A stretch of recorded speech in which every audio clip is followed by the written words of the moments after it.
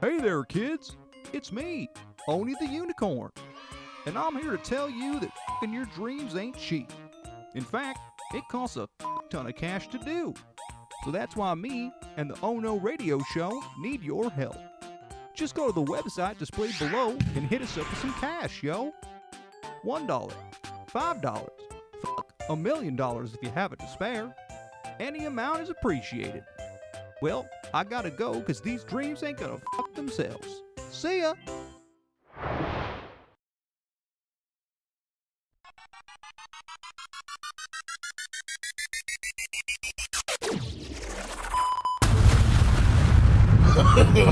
No, no, no, no. No! God, please, no!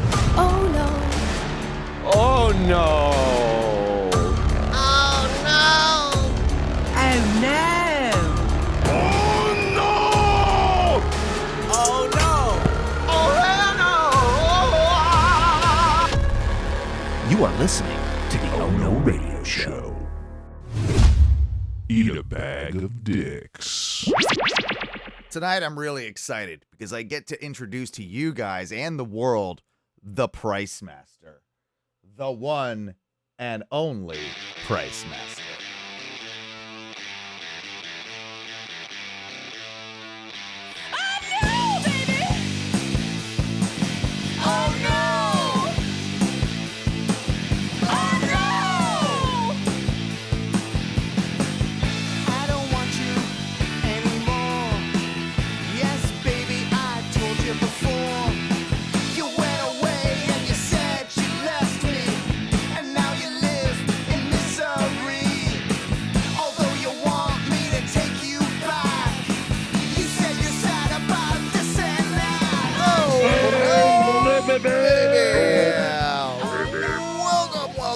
Welcome back to another edition, the first edition of 2023 of the Oh No Radio Show.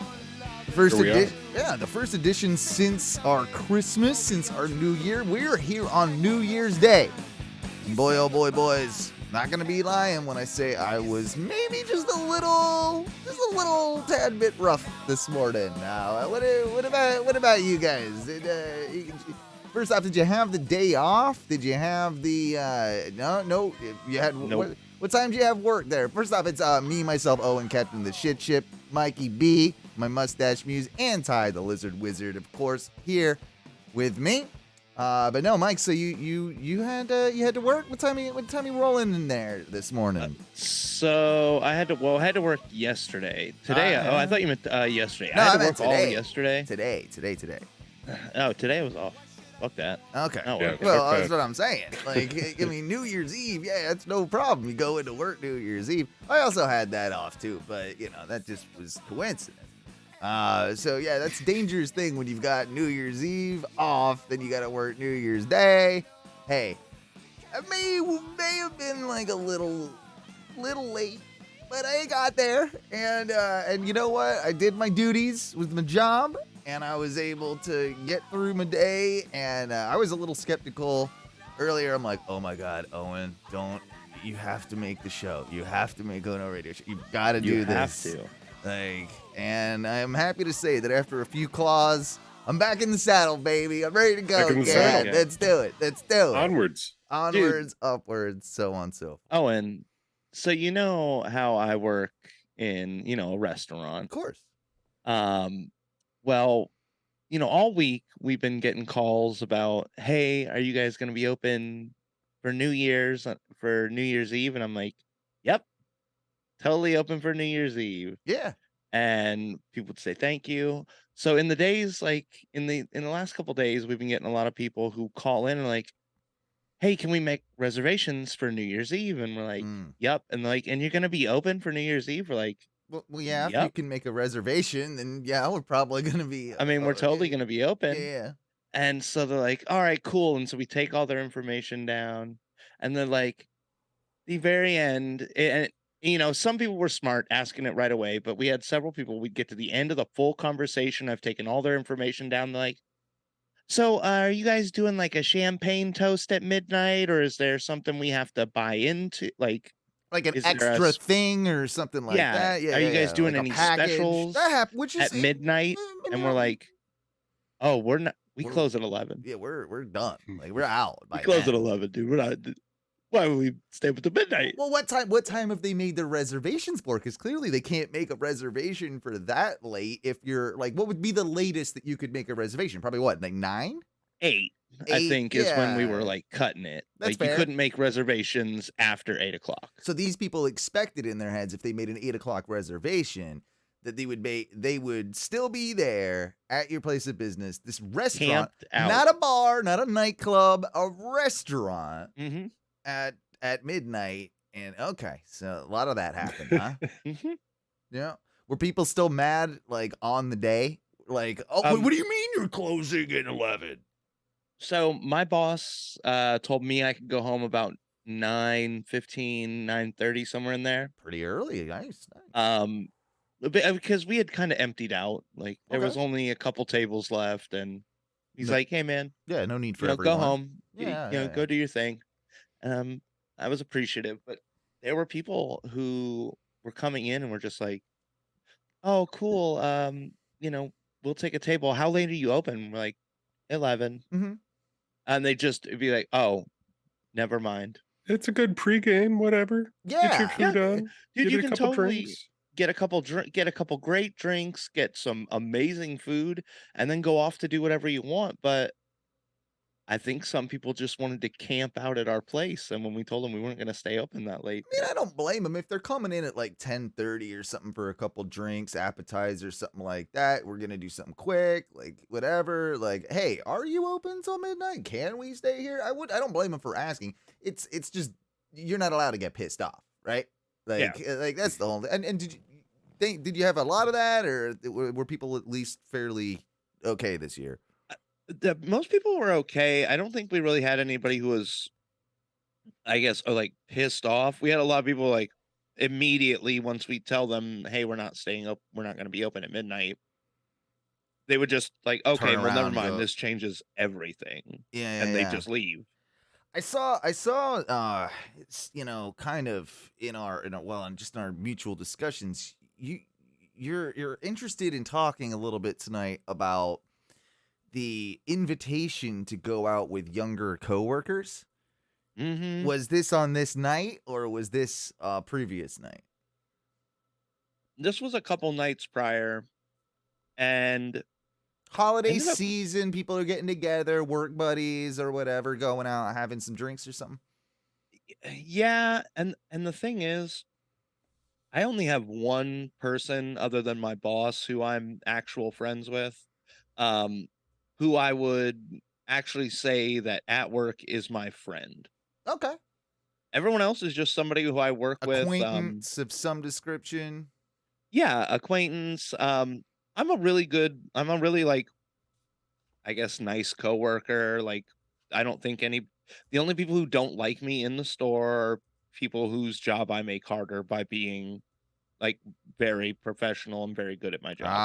Oh, okay. So did they know anything about like the wild and crazy hot taco times of Mike B outside of work or Some of them, like I've talked openly, like, "Oh yeah, I used to be like a drunk? somewhat of like a party animal. Like I Yeah. enjoy like doing a lot of things, but like I don't really do that much anymore." See, at my work, I tell everybody I do drugs.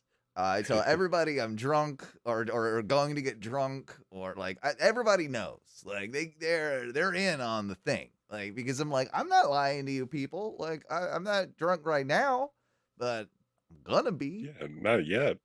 I mean, my coworkers do know that like I smoke weed and that like I do drink alcohol, Okay, yeah. but they don't really know like to the extent of what of either, yeah, right. of right, either. right. That's And fine. but I like to keep people have asked me before, like, you don't really open up about a lot of things other than the fact that like you drink and you smoke weed. So okay, you want to keep the like a little bit of the air of mystery a little bit. I just don't like talking about my personal life. Like, so okay, is this the I reason? talk about like the nerdy thing. Like if people talk about like TV shows or interests, I'm like, "Oh, I've I've read about that or I've heard about that. Yeah. I heard about yeah. But I don't really like discuss what I do when I What you're leave work. into or whatever. Okay, fair. So I'm guessing you didn't go out with your coworkers. No, and there was a time in my life where if my coworkers asked me to come out, like I was like recruiting I'm other in. people then to come out. Yeah. And you know what? These people, as like okay as they are to work with, I don't really have any desire to talk with them about their own personal lives. Is it And I don't really want to talk about work when I leave work. so? Would it be different if they were older? And how much younger is No, younger? honestly, because even the guys that are my age, I don't really want to go hang out with them. Yeah. Okay. All right. Yeah. How much younger? I mean, a lot of young, like They're like early early 20s. 20s. Yeah. But my biggest thing is like, what are we going to talk about? Because I don't really want to talk about work. I'll be upfront about that. That's fair, because that gets annoying too. Like I hate there are parties and get-togethers that I've been to with a ton of other coworkers, and what's like the only topic of conversation is what's going on at work and fuck that guy and that one new guy is probably pretty cool and like oh, this policy is stupid and like things like that. So I imagine it was probably going to be a lot of that, right? Well, and that's probably what I think part of it would just be like, hey, Mike, who are you? Like, what do you getting too into your business? Yeah. And I mean, the other thing is like, I also do have to be like a partial leader. Well, sometimes you have management shifts. You're not always like in that role, but you are a lead. You are like, you have to, you can't be going out there and getting like slaughtered. Yeah. And that for me is an issue because like I am very prone to doing that, to getting really drunk. I remember with my first year at the factory, there was a supervisor that he wasn't my direct like report, but like he was still like he's above me, right, in the chain of things, the hierarchy. And I was invited to, it was my first like real invitation to go out and hang with people outside of work, and it was a Halloween party, and like everyone showed up. It was at kind of like the designated party house, the party animal house type deal. And so it was expected that people were going to get a little wild, but I remember getting maybe a little too wild. I definitely wore a dress that night. I changed clothing with somebody and ended up in a dress. That definitely happened.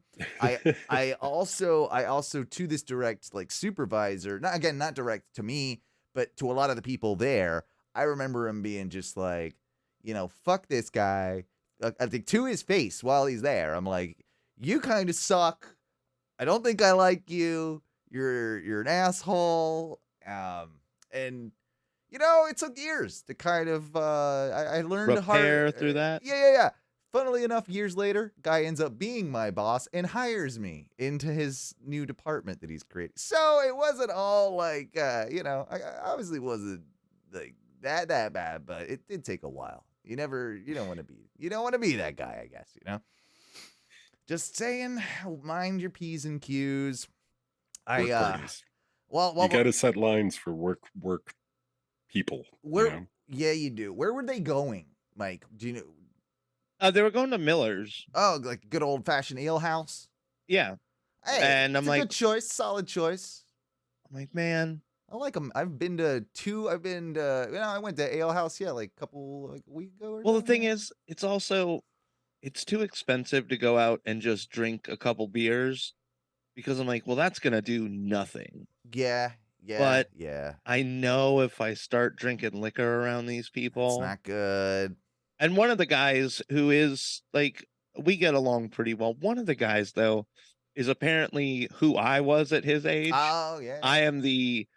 I want to get everyone. I will, at my own expense, try and get everyone to be just as drunk as I am. You're trying to get them to your level. Mm-hmm. Yeah. And he does it. He's the person who does it now. And I'm like, spends all the money he made at the restaurant earlier that day and some, probably, buying rounds and trying to like buying shots, gross and just shots of stuff that no one really even wants. Like, it's bad. It's like who's doing rumple mints with me? And I'm like, no, why? I Why are we don't drinking know. I rumple don't mints? need that. I was gonna have a sensible, I was gonna have like a normal single whiskey and ginger ale, Right. and just or like, hey, let me get. Can I have I don't know what I like. Can I have a I don't know, a Sam Adams or something? Like no, guys. Guess what? I just bought all of us 4 horseman shots. We're gonna do them. We're gonna do the 4 horseman shots. All right, yeah. Like, what is that, by the way? I don't even know what that is. it's like Jack, Jim, Jose, and one Jameson, probably. Yeah, it's like 4 names. I've done it before. I can't remember though. There's no way it's good. There's no way it's good. Oh yeah, that hurts a little. Or he's the guy that's just like, it doesn't feel like the right place to do it, and he's just going around. He's just like, he's the Jaeger bomb guy, right? Like he's Jaeger bomb. Like that's all dude the Jaeger bombs. Like that guy exists. And I like Jaeger, but can I say like Jaeger's kind of fun now just because I never do it. Like the one random time that Jaeger comes around, I'm like, oh yeah, all right, Jaeger. Hey. I feel like you're right. We're at the age now where it's been like we went hard early on in our youth. I think all of us have probably like held back on the Jaeger situation for quite some time, and now it's like, you know what? I'll have a sensible 1 Jaeger bomb. Just one okay Jaeger. I don't need the bomb. I don't need no Red Bull with it. I feel like if I'm going that way though, if I'm going Jaeger, I might as well bomb it. I might as well bomb it. Might as well bomb it. That's bomb it and vomit. That's the way. That's the way Owen was taught to drink. Bomb it and vomit. Got it. Exactly. Can you be a like 60-year-old man and still doing like Jaeger doing bombs, like novelty shots and stuff at a bar? Yeah, it's like any shot where you have to like cannonball a shot into a beer. No, can you guarantee they exist. Yeah. I know they probably, but like, is that guy looked upon favorably at the bar, or? I guess it would matter like what bar you're in now. I mean, it's gonna be a shittier dive bar. You might see this guy at like an established old school place, kind of like a Johnny's, right? You might see that guy like at that type of place. Oh, that's Craig. He comes in every day and gets just drinks nothing but Jaeger bombs. Right. I feel like you get that at the occasion. Like British pubs have this guy. That's the old dude that like outdrinks all the young dudes. He still gets hammered, but he holds his liquor better than most of the people around him because he's been drinking for so long and his tolerance is ridiculous. Yeah. And usually in the UK, that guy, they would be like, you see that guy over there? You see Patrick? You see Patrick over there? That's old Patrick. Yeah, it's old Patrick. Fucking legend, mate. Fucking legend. Outdrink us all. Yeah. And like there's 100 stories about old Patrick, and all the bartenders could tell you things that you've never thought a 65-year-old man would be doing. And he's closer to 70. He's probably closer to 70, but he's still like Patrick likes to still fuck, right? So he still flirts with all the bitches, like all the bitches. Like he's still there, like trying. He still pulls a couple like 50 years old. That's the thing about him. He's kind of a legend. Like that is a thing that exists. Oh, our friend Glenn Weber in the chat says a guy that age would do an Irish car bomb over a Jaeger bomb, probably. He probably I could see would. He probably would, but I'm not gonna say that he wouldn't do the occasional Jaeger bomb. I feel like he's the guy that does like just having a pint of beer doesn't do it for him anymore. So he has to have like every order is the whiskey and the beer. Mm-hmm. I also knew the guy that would go into the pub and order 1 bottle of red wine, some pretty cheap red wine. Cheapest. But he would pour it into a pint glass, like, and keep the bottle and then just fill, like, he would drink wine, like By the drinking, pint glass. like by the pint glass, basically, like hearty, like a Pinot or a Merlot or something like that. Like he was, Oh, that stuff will get you fucked up too. And then so that's the thing too. He would come in early at, say, like when they opened at 10, 11 o'clock in the morning. He would start his day like that. He'd always go back home, nap, take a few hours, come back, because he would get smashed too. Like in this, he would get absolutely smashed. Wander back home, nap, come back about 7 o'clock in the evening, be completely normal, be totally fine, do it all again. Like several bottles, go and I think this was the dude that was trying to bang all the chicks in the pub, like the wait staff, the any patron that came in. So okay, but given that I work in a restaurant, I used to work with this pretty old guy. I say pretty old, 40. I think he was 46 years old. He was a line cook too, like just a regular run of the mill, almost 50-year-old line cook. He was that dude. Like he gave me rides home a couple times where we would get within a mile out of work to the very first gas station. He bought a 4-pack. We drove to his house so I could buy weed. Right. Why not? Old man sells weed too. Yeah. He drank all 4 of those beers before he got home, and then drove me to my house and was like, "Yeah, I'm off. I'm going to Flanagan's to go like keep drinking." And I'm like, "You've already had 4 beers, which is a standard 6-pack of 12 ounces, right? Because they would be. I think the equivalent's like right there. Yeah, there's 16 ounce, and then you do the math. It's a 6-pack technically of beer. And now he's gonna go out, and he's probably gonna have. What do you think? Another 8 drinks? Well, he told me before he only drinks beer. And so I'm like, I imagine if you're going to stay out till 2 and it's, 10:30, almost 11 by the time you drop me off, you're probably going to have another like 8, 9 beers at the bar. It happens. Yeah, I can see that. And it's probably, again, he's going to spend all the money he made as the line cook that day, and he's gonna, it's just a never-ending cycle. But there's worse ways to live. Good on that guy. Okay, so what is the draw at that point when you're that old man? Is it just that you boredom can't be home? You're bored. You're maybe trying to get laid.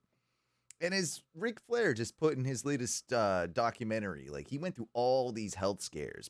A lot of it was to do with the fact of overconsumption of alcohol. Right. And he had to go to rehab for 30 days, and he had to, sort of clean up his act for a little while. And then they had some crazy operation or whatever. And a couple months later, he's back to drinking. And he talks about his Michelob. He starts at 5. He has a couple Michelob Ultras. Then he switches, I believe, to Tito's, and has a few. No. Tito's. I thought that was the exact opposite of how you're supposed to do that.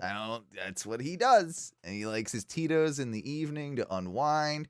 And they asked him, they're like, "Rick, you've been through all this. You almost died. Why you even got yourself clean, like to where your body was like okay, you could have not continued keep drinking or whatever." And they asked him, like, "So why do you still drink?" "Because I enjoy it." That's the response. "Because I enjoy it." I guess so, which you kind of have to respect to a certain degree. And that's what I think that this guy does. It's sometimes what I do. I like. Listen, bro. I've known these people. One of my very good friends, Frankie. They literally told him, "Hey, man, if you don't stop drinking, you will die." You're gonna die. And he was like, "I could still drink a little bit.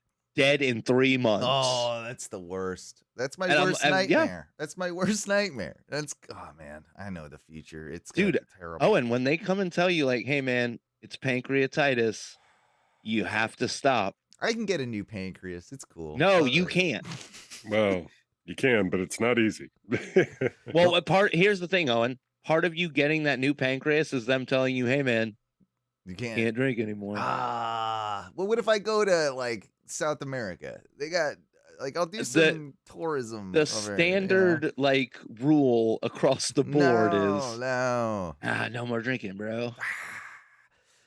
It's just while you do the surgery. As long as the pancreas is okay. Yeah, After you're I got a healed, brand new you're pancreas. I good. got tons of Yeah. like it's like an odometer. This one doesn't like it's like a new. You totally engine. rolled it. Yeah. Put in a new engine. I'm good to drink more now. If anything, like now it's restarted. Like I can drink. Oh, I'm back to square one. I'm good again. So wait, if you get like a 17-year-old's liver who's never drank, Yeah, that's what I'm saying. is that dude's or pancreas? I guess, don't want another alcoholic fucking 40-year-old's liver. I want the 17-year-old fresh liver, right? Bro, what if they gave you a liver from a guy with like giantism? Oh, that'd be cool. Could I drink more then? Because he's got giant. Probably, yeah. Right. I don't know if Gotta it be a bigger liver. probably wouldn't fit or in. Probably pancreas. would. They have to take. They'd have to take something out of me to put that in there because I don't got. I don't know. All right, just get rid of the appendix while you're at it. No one needs it. Get rid of that, and then Make a little room. and then make a little room, and then slide that liver right over in there. Like that. That's what I feel like they should do. I don't know. It's like, can we double them up? Can I get 4 kidneys? Oh, why Can not? you just patch me in? Yeah, patch me me in. in like 2 more kidneys. Dude, I feel like we need to get into like extreme body modification. That's what this is. Bro, It's like surgical. Why aren't we yet? Because like yeah, okay, I'm body sure they're modification. working on it. nobody wants us to play God. No, Eat a dick. I want people to start playing God because I want some cool fucking shit. well, dude, we have the surgeries to like make people into lizard people like looking things, right? With all the horns on them. They've got like body modification where they stretch ears and cosmetic things. Then they've got body modification to a degree, of course, that you've got trans, people using. Like nothing against it, but we can do dicks and we can do, vaginas, and we can do all sorts of stuff in that realm. Why aren't we like enhancing our bodies to where like, oh yeah, like I got 2 like extra kidneys, they're ready to go, and like basically I'm double filtering. I've got an extra backup liver. Hey man, I got 2 hearts because what if one goes, it switches to backup power, like one of those UPSs when your power goes out and your computer stays on. Like it's like a battery backup for your like everything. I feel like we need to start looking into doing that. What I'm saying is like, if I could get maybe 4 kidneys and an extra liver, like let's also maybe throw in like 2 little baby lungs that like Yeah. just run like right behind my regular lungs. Yeah. I feel like that it's got to be plug and play though. Like instead of making room Ah. inside our bodies, they'll make like a little port where you just plug into said system, And Yeah, I but then gotta I wear gotta. my But then it's wear my like. kidney backpack for Nah, the day. see, I don't want to. Oh. I don't want the backpack. I don't want it to be like a colostomy bag type thing where I'm walking around with my extra goddamn heart on my like hip, like it's like a fanny pack. No, where I've tonight's got drinking night, baby. I got my you my plug the extra extra liver filter and fanny shit pack in there. on. I mean, It's cool. Yeah, I get. Oh, so I could have like my drug, like, oh, this is my drug bag. I wear it and plug it into my little, port here when I want to start doing drugs and drinking it up real heavy. But then when I do just go on a regular day's work or I'm going hiking or I something, don't take the backpack. I'm taking that off. I like that. That's cool. I feel like that's a good idea. Let me real quick. Like I wanted to, because we were talking so much work stuff earlier. I do need to bring something up. Was that my job has a new workplace harassment policy. Ooh, fun. That has gone into effect. And those are always fun. And there's always the there's a bunch of the standard stuff in there. It's like, okay, you can't be creepy and jerk off in plants around women or whatever. Like I guess things like that. The Louis C.K. clause is in there. The whole like Epstein thing somewhere. Is it no Weinstein, Epstein? I'll get them all. I think it's Weinstein. I'm thinking Weinstein, is the yeah. jerking off in the plants. I think that was I hope him. there's. I really do hope that your job has an Epstein clause as well. Like no Oh, yeah. human trafficking at work. Yeah, please. that's frowned upon. That's in there. It's in there. Yeah, it's got all the standard stuff and like no bullying, like all this, right? But there were a couple of like additions this year, with this whole like everybody being like kind of a pussy now. Like they gotta like put new things in there. And this one was good. So no excluding people. Now that to me is extremely broad.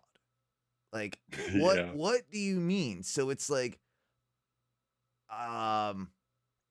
if I'm going like to lunch, right? And me and my buddy want to just go we're on our lunch break. We want to go because there's several places that I can go at the factory to eat. If I want to go and have lunch, right, with my buddy, and I don't invite, say, someone else on my team, is that excluding someone? And Somebody else gets a really good raise. Are they excluding you from not getting right. a raise? What if How are they? What if, see, okay, this is what I had to ask the other day. I use the term jabroni as a term of endearment with all of my coworkers, right? I'm like, what's up, jabroni? You're like, hey, Jabron Malone, what's going on? So I'd say that, but I only do that to like the ones that I really like. And so I actually asked in front of one of the ones I like and in front of like this newer girl, I'm like, hey, am I excluding so-and-so if I don't call her a jabroni too? And it was agreed upon that, yes, I probably have to call her a jabroni so that we're all jabronis, and therefore not excluding. Aren't you all jabronis though? To be fair. I mean, deep down, aren't we all? That's what I'm saying, man. Aren't we all? Don't we all have a little jabroni in us? I don't know. So are they basically telling you can't have like colloquial like friendship names for like you can't have nicknames for each other because I don't think they're saying that, but it's like if you're like say I'm closer with you at Mike at work than Ty, right? And we like I have a nickname for you, but if maybe I don't like I'm not that close with Ty, so I don't have a nickname for him, right? So like he feels excluded. I do. You know? So now he can go to HR and be like, Owen doesn't have a nickname for me yet. You better give him special training. You know? I don't know. I guess it's just so I find it weird because it's so like how the hell are you even gonna enforce it? It's one of those like I really don't quite understand the broad idea. Now this next one, which is the only other like really standout policy from the changes this year, was something that I know I can picture it, but it's also just like it's funny to me to picture someone doing it. And like when it comes to like harassment, you can like they say like you can't like a really big guy can't use his size to like tower over people and try and be like a physically dominant like I'm a big dude or whatever, and like maybe make like aggressive arm, I can't make imposing movements with my body. Right. I mean that's in there. But this is these guys can all eat a butt. This one goes the step further. It says that staring menacingly at somebody is now you do prohibited. That all the time. Stare you menacingly? Are so screwed. I do that. I stare menacingly at you guys. I stare menacingly just in life. I just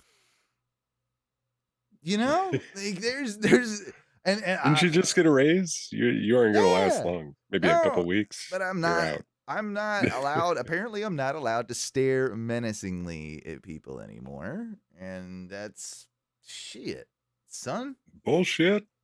So wait, can you shoot people like A dirty glance? looks? I don't think so. Like a I feel like that would be yeah, exactly what you just did. I feel like they would term that as staring menacingly at people. I'm trying to give you like a hint, like, Like, hey, hey man, or like, oh, fucking meh, stop. really? Do you really mean to say that? Like, huh? You know, like, What? Do you know how dumb that No. is? Like, you know, one of them looks. And I So thought I that's can- better than, isn't that better? Like giving them a look like that than saying, well, that's fucking dumb. Or what the fuck are you talking about? Or why'd you do that? Isn't that better than just to shoot him a look? I would think so. But I guess you can't even do that now. I mean, what they're gonna say is you shouldn't be doing either. Right. But That's I not think there's how people work.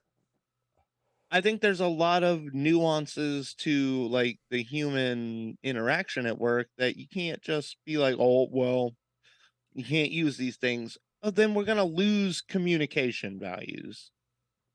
What is That's that? what I feel. Yeah, you're right. What is Norm saying? Does Owen collect skin? Why? Why would you say something like that? And define collecting skin. I don't know how to.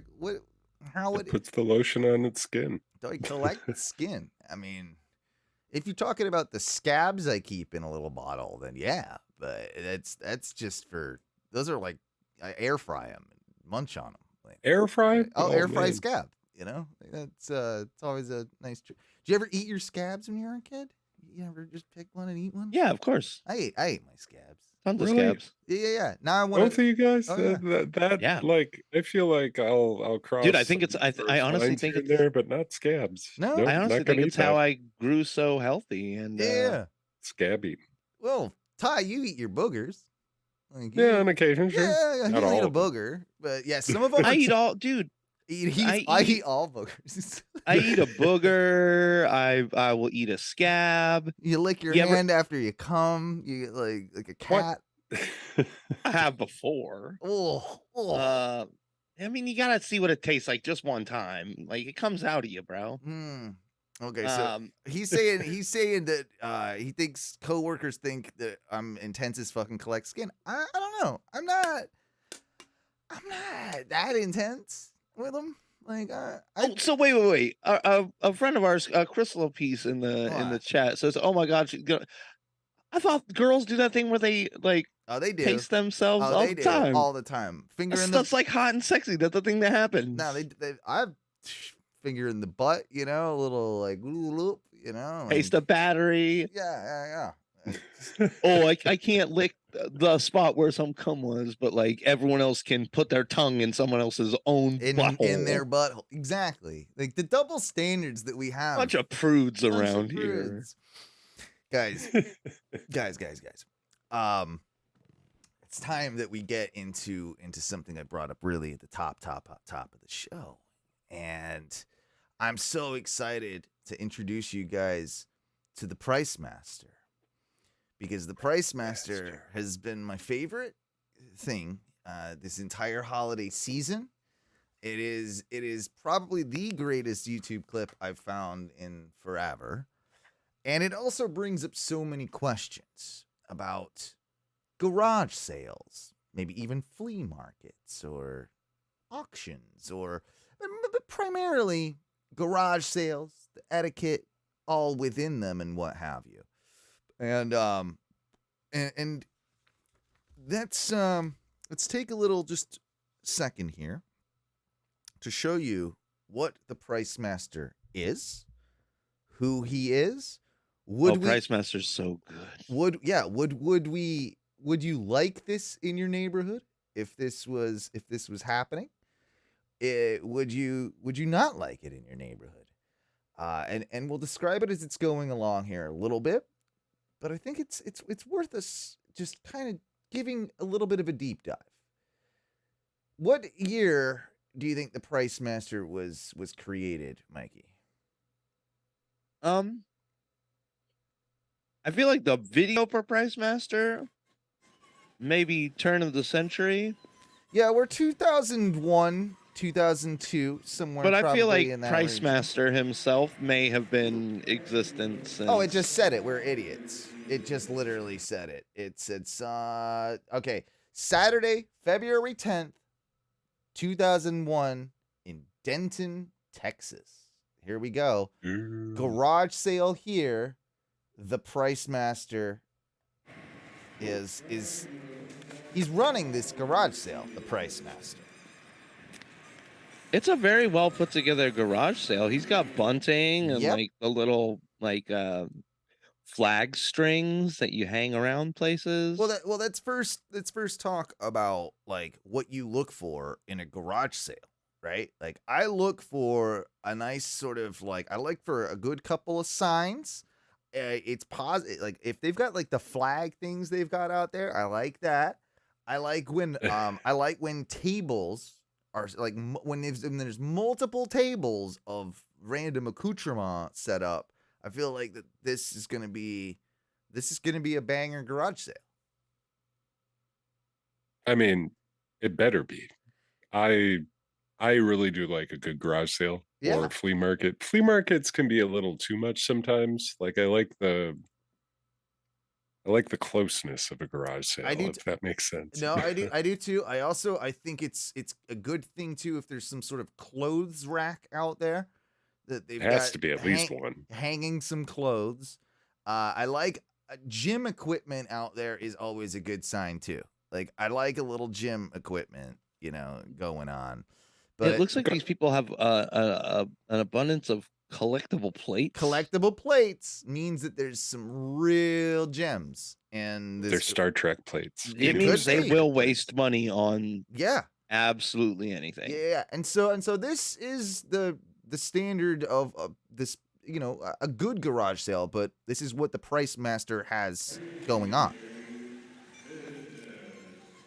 There are a lot of people floating around the garage sale.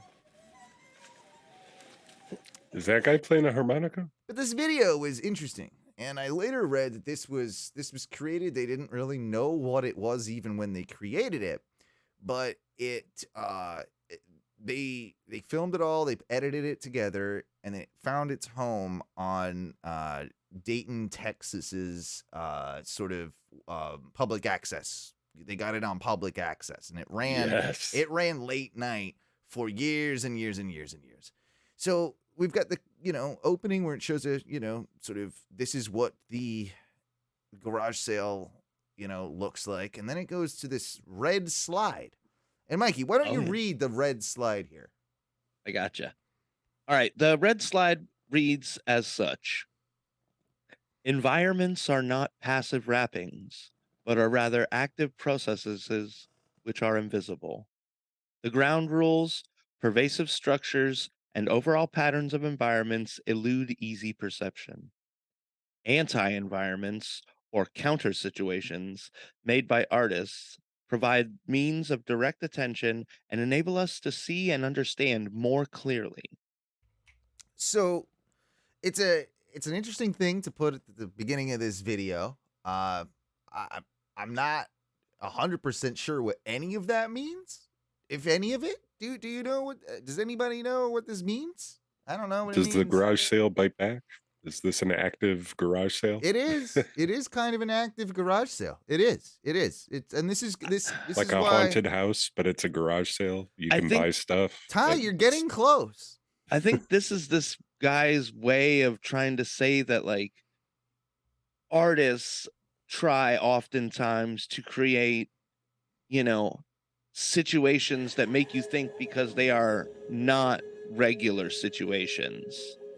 So I think by finally reading this, I'm understanding what Pricemaster is doing just a little better. You'll notice the music that is playing, and this music will play throughout the entirety of the video. There's more. There's more here. All right. Humor as a system of communications and as a probe of our environment, of what's really going on, affords us our most appealing anti-environmental tool. It does not deal in theory, but in immediate experience, and is often the best guide in changing perceptions. Marshall McLuhan, the medium is the message. Interesting quote to put there. I feel like, I want this music to have been playing there the whole time while Yes. while it's going on. And I'm not saying that it couldn't have been, because they have a PA that is set up, and I believe you'll meet the Pricemaster very, very Dudes, very we soon. got a pregame to get to this fucking thing. let's get wild. We're getting there, man. We're getting there here. This is the That's Pricemaster. Pricemaster. That is Pricemaster. Oh, Ty, you're the only one that hasn't seen it yet. I want to party with Pricemaster. Describe him a little bit for us. Describe him. And he looks kind of like a fucking marionette. The way Little he's bit. moving around. Yeah, Like, he looks has like he has a very interesting, kind of disturbing way of moving. Like also marionette. some kind of Japanese hippie pants. Yeah, sort of, kind of. Yeah. Is his hair actually orange, or is that a mask? It's a I can't mask. tell. It's a mask on top of a mask, I believe, kind of thing. I also love that there's some people coming up. Look like some reasonable folk. Reasonable Texans that just want to come and check out the garage sale, see what they got going on out there. While the Pricemaster is sort of on the steps of the house, which has been made to almost look a bit like a stage. And these people are coming up, they're checking out the wares. We've only seen Pricemaster once so far in this video, but don't worry, you'll see more of Pricemaster. What garage sale item could net us the most amount of money? It's a great question, Norm. It's a great question. I feel like for me, it's going to be like a watch or something like that. I feel like watches do well at garage sales. I feel like you can sell. I think Janine and I have like a painting that we were gifted. Like it's a Norman Rockwell painting that would be kind of pricey. Yeah, but I don't know. Like, see, even I feel like that you'd be better off selling that online to just somebody who garage wanted sale, it, yeah. right? Like a watch, like people understand that, right? Like, oh, this is a good watch. Like, even if you're not shopping for a watch, you might buy the watch. Like, yeah. The Pricemaster's back here. He's got a sign next to him. Thank you for shopping here. Your business is appreciated. And he's got a microphone in front of him while he's weirdly dancing as these people come up. And the Pricemaster will speak. These people are looking at these vintage magazines. Is that that's a Roosevelt? An FDR picture. Some very Jesus and a colander. Yeah. Frozen meat section. A frozen meat section. As far as I know. This is a trip. So this guy is interested. There's a neighbor here that's interested in this sort of magnifying. What is it? Like a not magnifying glass, like a microscope. Looks like a microscope. Yeah. Two views. Yeah. He doesn't have like that. Yeah. I need one bad. He needs one bad. Yeah. What would you use it for? Oh, I don't mess around with old watches. This guy messes around with watches and stuff. This guy knows. More than regular eyes, you know. Yeah. Old pocket watches. It doesn't seem like Pricemaster cares that you smoke at his garage sale either. Yeah, which I like too. I feel we should talk about this because that is a thing like that I feel like should be part of garage sale etiquette. You should be allowed to peruse the merchandise while smoking. That's a personal opinion, but I think garage sales, you're outdoors. As long as I'm not coming into your garage with my lit cigarette, as long as I'm down, like that's when you have to put it out. But if you're coming like just up my driveway, you're allowed to smoke at my garage sale. Probably. I feel like that's the right way to do it. Amazing to me how they like even forge that stuff. Oh yeah, you know, back when I made old pocket watches. Finally, the Pricemaster has The spoken. Pricemaster speaketh. Make me an offer, he said. Yeah, but it sounded way more boo. It was like, make me an offer. Make me an offer.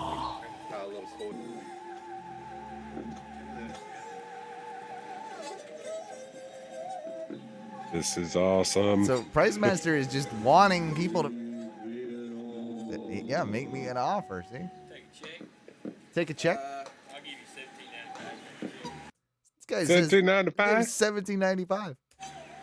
but only in check. for the mini TV.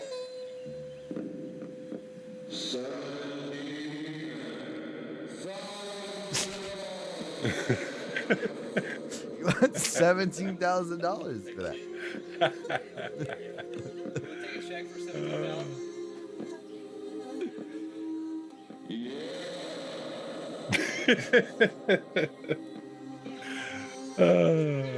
You will take a check. For $17,000. Yeah. Good morning, So- sir. Hey, beer. It's not just for breakfast anymore. I like this guy too. He's going to garage sales, drinking a beer. Drinking a beer. Also, as part of etiquette of garage sales, drinking a beer. I feel like it's legal. I feel like you're good. I feel like I you're think- allowed. I think you should be able to drink a beer and smoke a cigarette Yeah. while I peruse. Now, obviously, I don't have many hands for perusing your things, Sure. but it's honestly better for you because I'm not fingering up all your goodies. Yeah. I'm just checking out what's going down. All right, we'll move on here.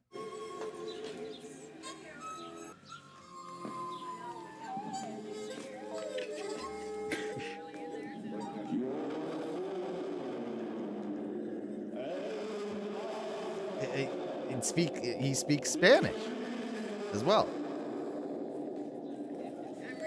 Damn. He's scared some people off now. Well, I think they're more scared by the Spanish than Oh yeah, they are. Pricemaster. Than Pricemaster. Yeah. That could be the They case. can deal with a little weird Pricemaster, but the not Spanish. This is. I would probably just bring a lawn chair. Pricemaster, how much for the bronze crucifix? He's Pricemaster's been asked about a bronze crucifix. Yeah. He's deliberating for quite a while. Yeah, too. he doesn't like- he doesn't know how much he wants to charge yet.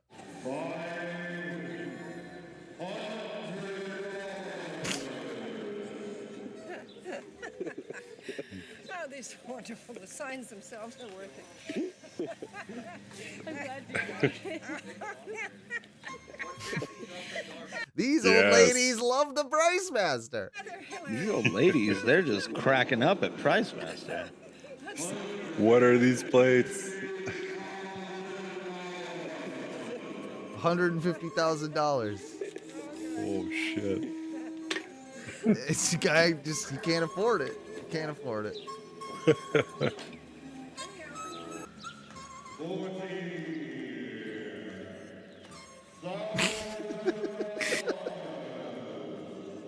I mean, I think you kind of get it.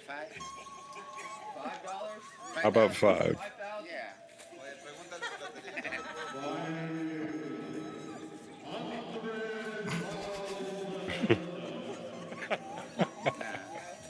No, I just love the idea. There's a guy in, a neighborhood fucking around with people like this. Like we need more Pricemasters in our lives. I also want to figure out like who is the Pricemaster to you? Looking at that character, right? Is he from I've heard like internet theories think that he may be from the future, Like he might be a future man, and that's why his prices are so high, you see, because he could be a time traveler that has come back, knows like there's inflation has gone wild in the future, and so therefore things are worth a lot more money, like he. Yeah. No, I think if we really want to get at this, we got to look at those quotes from the beginning of the Pricemaster video. Yeah, we do. I think Pricemaster is an artist, man. Oh. Because what do you expect when you go?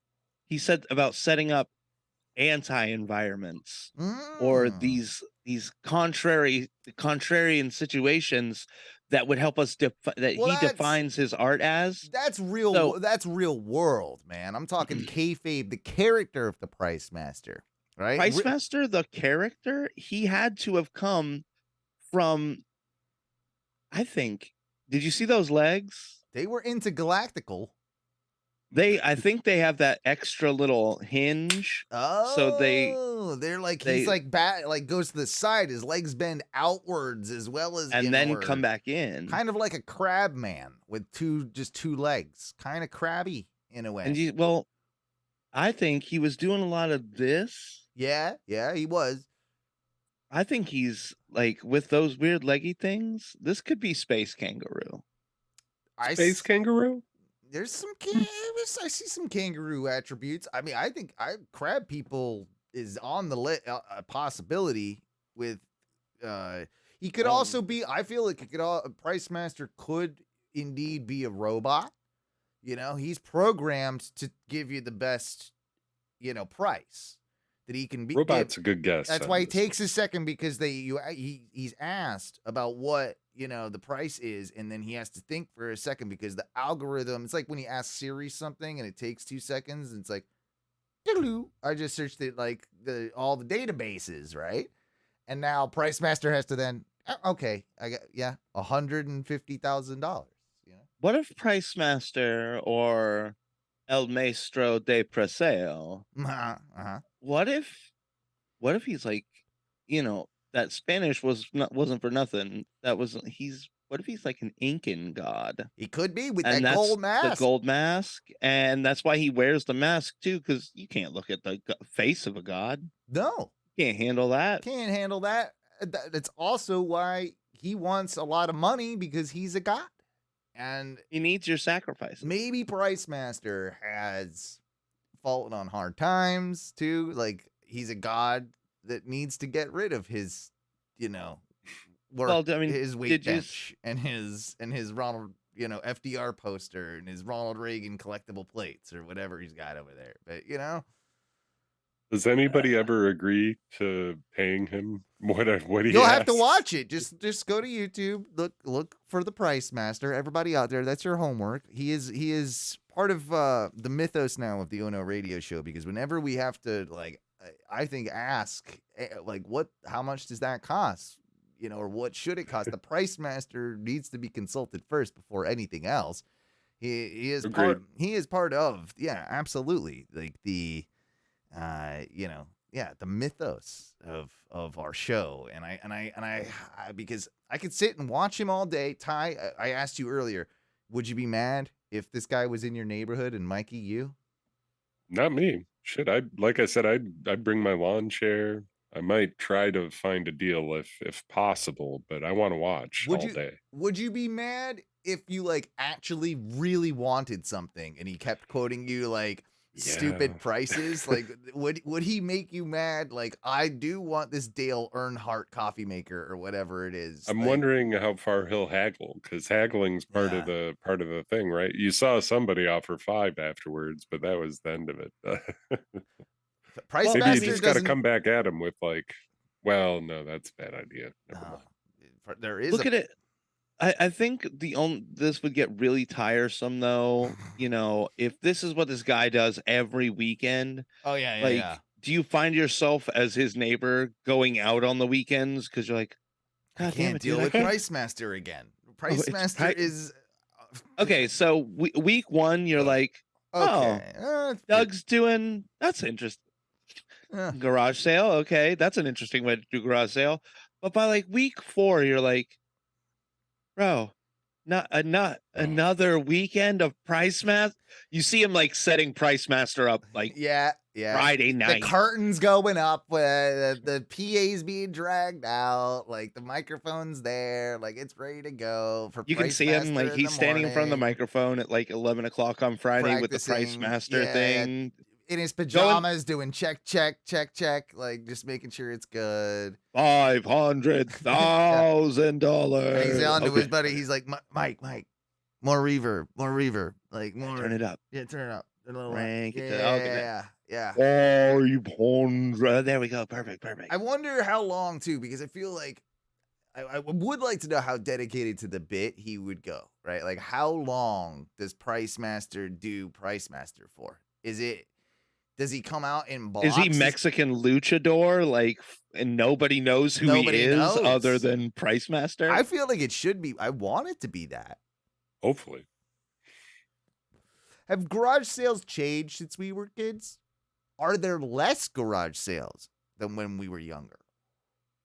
Okay. It's weird because we going as we grow up, we kind of go in and out of phases, right? Like I remember as a kid, we probably all went to more garage sales as a kid. Oh, and then a lot. Stopped going.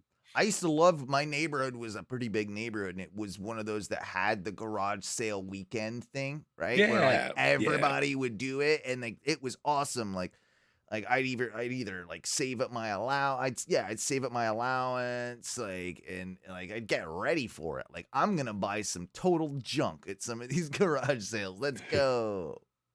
Baseball cards, comic cards, fucking weird toys, video games, of course, but that was rare. That was get a rare. Video game. That was rare. We have people will do independent garage sales around here, but it doesn't seem like I don't think people do garage sales as much anymore now. I feel like it's all gone to the internet, right? Well, I'm gonna say, you think about it like this: there used to be no way for you to sell your shit basically in a garage sale format other than the garage sale. Yeah. There was no way to do it. So yearly you'd gather all your shit and then eventually you'd sell it. Nowadays, when you come across something you don't want anymore, you have Facebook Marketplace, and within 10 minutes, if you really don't want it, you can have it on there in the for free section and it's gone. It's gone. Exactly. And so you just do that all the time. So you never accumulate enough stuff to necessarily need to have a garage sale, because you'd have one table. Well, you guys go on occasion, right? Like you'll randomly go nowadays. If there's one close enough to me and I'm not busy, yeah, sure, I'll pop by it or something. If me and Teresa are on like a walk, like that's, all right, why not? We'll pop in, have a look at what they got going on over here. But I'm not going out of my way. If I'm driving, I'm not necessarily like making a stop at a garage sale. I don't think it would have to be. That was more me. Like, I would just be driving through a neighborhood, dropping off some things, be like, oh, look at this little garage sale with this one thing that looks cool from my car. And I bet these people want weed. Right. Yeah. Bet you I could. No, but you go, you look, and then you find some like random weird piece of art or some shit in the back, and you're like, all right, I'll take that. Why not? What's your best garage sale find? I have gotten a couple random weird pieces of art that turned into shit I could like make into other art. But did you get your Queen Elizabeth at a garage sale, or what was that? No, wasn't it? That was that was Glenda Hood, by the way, local. Yeah, Orlando. but it was made to look like Queen Elizabeth. It was. Where did that come from? Ty Hands, do you still have it, or did that end up somewhere else? No. That was one of my favorite pieces. That was one of Ty my ever ones had. I left as I was leaving Florida. I was like, I'm gonna leave it. So it was Glenda Hood as Queen Elizabeth, and then you even had her dressed up with like you'd put like. No, that was how it. Oh, it came that's like how that. It came that way. Yeah, with like a necklace and shit on it. It was like a velvet painting, and it was so. They hired this local artist. I don't remember who it was, but his terms of doing it was, yeah, I'll do a Glenda Hood. Just I'm gonna do it however I want. Okay, sure. and they paid him to do that, and they made like it was green, like the skin was green. Oh, it was crazy looking. It was awesome. We should. Do you have a picture of that somewhere? Somewhere, I'll post in the group. Yeah, if you can find a picture of that, that was great. I thought that might have been like a garage sale find, but I see. I can't think of any. That came from like Shine, if you remember the Shine salon. I can't remember. Like, I don't think I've had many, apart from when I was a kid. I got a bunch of good Power Rangers figures as a kid because a mom was mad at her son And so, like, I bought all his like Yes. brand new figures because she was like, I'm making you sell them, and she was selling them like, no, you need to get them like $5 for like the whole thing, and like it was like, and he had like all of them too, like even like the big dudes and like the bad guys and shit. So I remember- Megazord. yeah, whatever the yeah, fuck it like was. whatever the fuck they're called. So I had those. I made sure like I got the one where it was I think it. Yeah, it was Green Ranger. Yeah, remember they flipped their heads? Like you could flip the button on the back, I think it was, and then like the Power Rangers figures, and they would like go from wearing the mask to not wearing the mask, and their head would flip. Like so, it was like it had two heads on it, and you'd I flip do it one remember way. this. Yeah. Yeah. I remember getting a bunch of those. I remember getting like I wasn't even a baseball fan, not even close, but some guy was selling his whole collection or something for like $20, and I remember buying them. And I never did anything with them, but I remember a friend of a friend had like one of those magazines where you'd look up like it was almost like a pricing magazine for baseball cards, and then you could find out what like it was worth or whatever, like one of them. And I remember I can't think of what that's I remember called. finding a bunch in there that more than paid for like what I bought the box for or whatever, like some rookie Still never cards. sold them, I right? still never did anything with them, and like yeah, like those ended up probably getting punted in the trash. But I don't think I ever found much more than that. So Man. can I tell you, living I used to live on a golf course, the Great Outdoors, and my dad was the head of maintenance for the Great Outdoors. So basically, anytime somebody would put something out at the street and a guest would complain, my dad would have to go pick it up. But these people threw away so much perfectly good shit. It was not like he had to go garage sailing ever, because for like 20 years he lived where they threw away all the best shit. And were they not allowed to do garage sales in that neighborhood? It was a yearly thing. They had would be one like garage sale. the one big one, and that's it. You couldn't just randomly do one on your own or something on a Saturday if you felt like it. Like no, and honestly, because for the most part, you weren't allowed to just drive back there. Yeah, it was close to the public essentially. Like you got to have a reason. You got to have somebody going to visit, or you got to live there to get back in that neighborhood. My parents lived there for a while too, so I'm familiar. And so, like, my dad would just come home with all sorts. Like, we had generators, we had fucking pressure washers, couches, we had so many bikes at my parents' house, like, and they were all perfectly fine. And I never knew why my dad never sold any of it, because he literally could have been the fucking first Gary V with all this bullshit that he would bring home. Yeah, I always kind of I had a really strong affinity for like not dumpster diving, but when living in college apartment complexes, there's that time of year where like all like the kids move out, and you'll find, well, they can't take all this shit, and you find some good stuff just sitting right by the dumpster. It would come home sometimes. Like I've gotten couches, I've gotten free.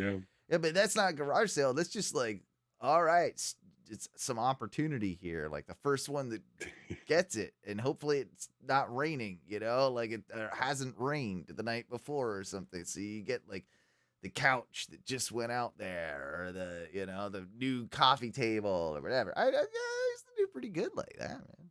I mean, normally I complain about Trash Mountain, but there is some nice stuff that ends up just thrown away, because I think the apartments, if you don't take everything out, they just empty it and throw it there at the dump site. Yeah, that's probably what it is a lot of the time, yeah.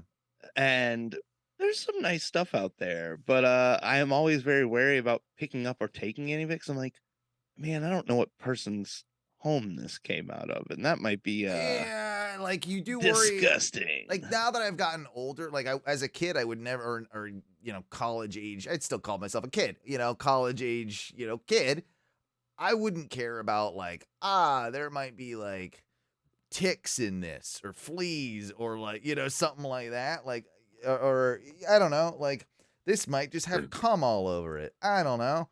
It just wasn't even a thought. It's like, well, all my stuff has fleas and cum all over it anyway, so it's just gonna be, part of the club.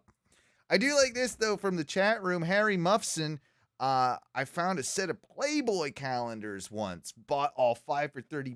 It was 1958 to 1963. Hell yeah. That's a good find, and I feel like that would actually like that's worth more than $30. I could see. Like I feel like you would find if they were in $30 is garage sale expensive though. It is garage sale expensive, but I feel like each one of those you could probably, if they were presented like right or they were in good enough condition, you could probably sell each one of those for 25 to $30. And if you got 5 of them, I feel like you're doing all right, you know? Okay, so do you remember I don't know, I feel like there was always this idea about garage sales. It was like, cool, I'll sell my stuff because at least I'm not going to use it. Someone else is going to get some use out of it. Yeah, like I have like a lot of the times it was stuff that were like gifts sometimes you'd get that you didn't really want, or maybe it was like a second gift, like somebody bought like a set of pans or pots or something, and I already got one that I like. I don't need this one, so I'm gonna sell it. Like that. It was that. So- it was excess stuff. It was like, oh, I got a fan that I don't really need. I got a random, So remote control to a game console that no one has anymore. Like things like that. I feel like that. I feel like that sense of like, cool, somebody else is gonna get this and enjoy it. I feel like that's all gone because everybody knows now that everyone who shows up at a garage sale is now just a reseller.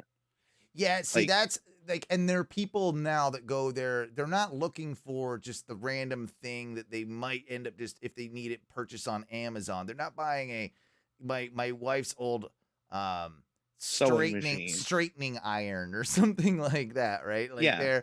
they're going and buying that for $10 on Amazon. So the people that are actually there are looking for rare vintage resellable stuff. I think. Yeah. I think the art. Have of you it ever is gone. like, I think the art of the garage sales gone. I think the only thing it can be good for now is possibly collectibles, but that's about it. Maybe bigger furniture. Maybe, but no one's buying. But again, A cool jacket, a cool like something like random clothing article might be, but that falls that's into the thing, collectibles bro. to me, really. I think once IKEA came in, Mm-hmm. the idea of like durable long-term furniture is done. Yeah, then people Like don't- everybody yeah. who's furniture is too expensive. Everybody who's poor just buys the cheapest, shittiest stuff they can get a hold of. It will make it through one move from apartment to apartment, but that's the most you get is one move out of it. After that, you're throwing it away on the next move. I tend to like, as I've gotten older with that shit, I hate that stuff, and I do like, it's not that I've invested in like good furniture, but I've invested in some more old sturdy pieces that have lasted me like years and years, and I feel like that's the better way to go. Like I don't know, like Yeah. I would be that guy that would see like, okay, that's a really nice like end table made of like good wood, solid construction, something like that. I'd be more apt to buy something like that at a random find at a garage sale than a lot of other things. Maybe I don't know. Maybe I'm I'm on in my that boat, own too. there. Yeah, Yeah. I don't know. Anyway. that was another thing always, like coffee tables and end tables. I don't know why those were always like key items at garage sales. Yeah, but a good coffee table. I mean, I don't even have a coffee table in my house, but I like a good coffee table. I'm still gonna eye that coffee table Yeah, I'm right still there. gonna look at it and think about if I have the space, and still know that I don't. But I'm gonna look at it. Yeah, I went to like a resale shop recently where it took all the joy out of the resale shop because it was the resale people that had a resale shop. So like you're not finding the random shit. It's a store. Yeah, so they of know what people they that- have. They know what they Yeah. have. Yeah. And there was stuff in there I would like come across and be like, oh shit, what is this? Like random one-off Star Trek. I shouldn't say one-off, like a small batch of Star Trek shirts that are ridiculous, or a tour shirt from like Run DMC or some shit. Yeah. That's And you're cool, like, oh my God, yeah. I would probably buy this. But How what do they much is want? it? They want like what? Like $90 oh, for Oh! or something. And it's like, no.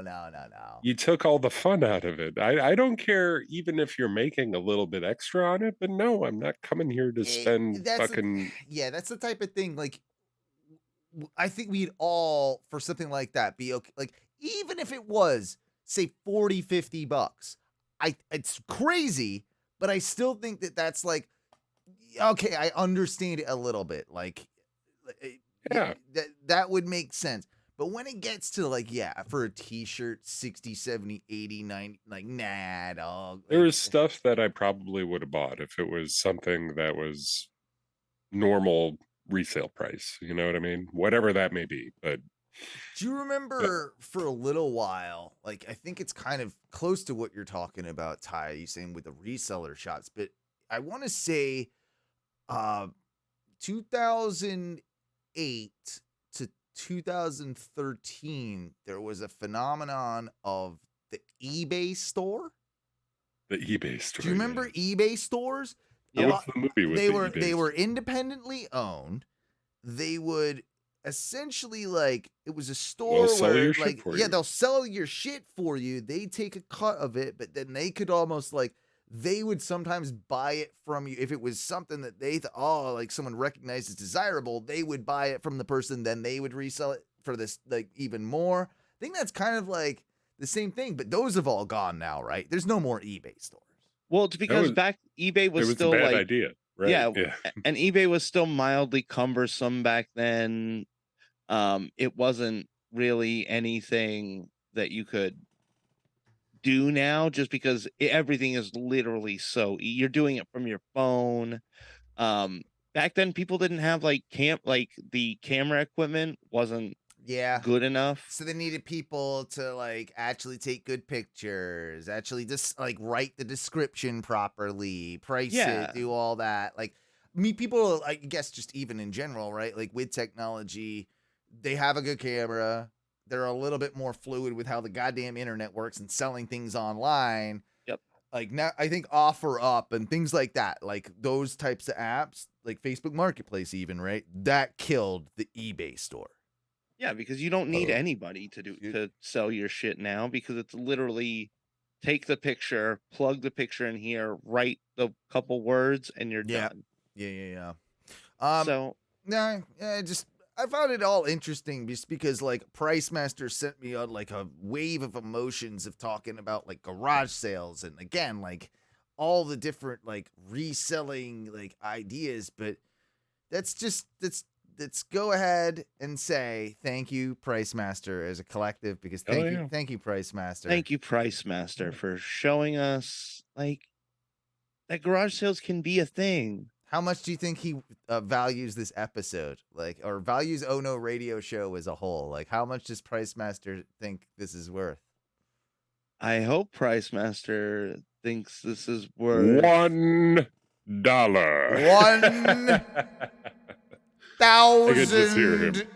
$1,002, which is a lot, which is like very low for him, right? Like Pricemaster, $150 million. and like he switches it for us. He goes like whatever the weakest currency is, like you know, like pesos. Ah, shit, we're fucked.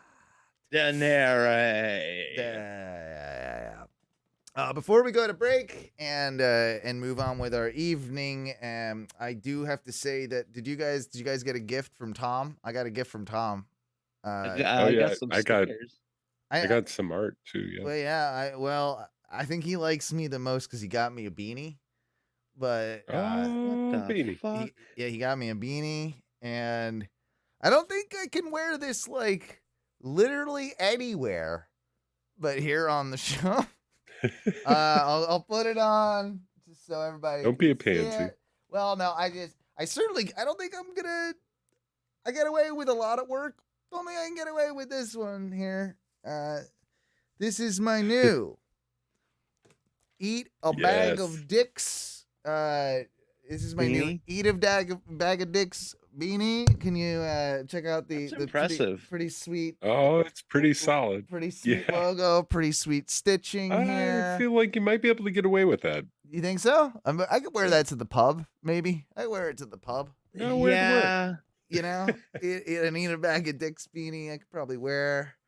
So I yeah, don't know if you could get away with it at work, but literally anywhere else. There you go. Like it's again, quality. The quality That is stitching pretty great. there. Thank you, Tom. He is the best. The clip commander. We love you, We will be playing clips in the second segment, so don't worry about that. But you'll get those on Ono 2.0 probably most weeks moving forward, where we're kind of shuffling things around, keeping the show fresh, if you want to say that, for the new year of 2023. And we'll be doing a lot of, we're just going to kind of be doing a lot of, sort of switching it up while keeping it the same. Does that make sense? Yeah. I mean, I think we need to do some new stuff for Absolutely, the people who listen. And I think you just got a taste of one of the things that we're doing now in this new year. Yeah. Oh, and what we end up calling this? We haven't come up with the full name of it, and that's why I'm just kind of keeping it on the on the down low for now.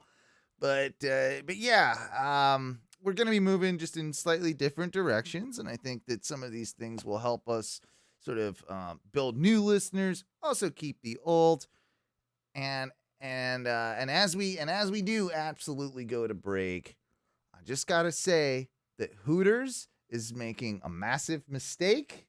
Hooters is trying to rebrand, and you know how big of a fan I am of Hooters. But they're gonna shut down all branding operations here. It seems like they're gonna rebrand. Hooters is gonna rebrand because they think that millennials, they don't like tits anymore, and they think that Is it going to go to butts? I feel Is like it it's gonna be a the booty? natural way to go. I feel like we call it hootie booties. And I was think mad at first, but now I'm kind of I excited. feel like we might be in, this might be something that brings us into 2023, Like, we're going to 2023 with Hootie Booty. And, yeah, they can have that one. Just, I posted in the chat, but the United States identifies as a booty. it's a booty country. place. It's a booty place, I guess. What? Yeah, it seems like Over boobs. It seems like the tides. At least in the Pornhub and Tides and have whatever. turned. Tides have turned. UK still a titty country, but Man, Yeah. why our country gotta be about booties? I like boobies. I like both. I like them both. I like them But, both. But if I had to pick one, I think I'm going boobies more than I'm going booties. Just saying. Just saying. It's tough. I know it's tough. Can't really have one. It's hard. You can't. That being said, we have transitioned as a nation. I think the chat room, Rich over there. What I'm saying is that we have moved from being more of a boob centric country into more of a booty centric country.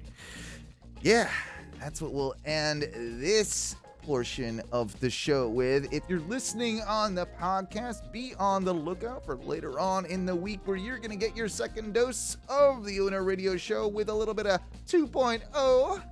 And we will be back if you're watching on Twitch in just a few minutes with exactly what I just said. So, stick around. Join our Patreon, patreon.com/ONRS.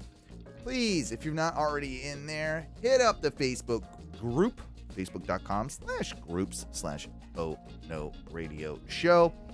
If you ever want to find us on the Twitch, twitch.tv/ONRS Live. And boys, what do we say when we get out of here? Fuck your dreams. We'll see you in just a few minutes.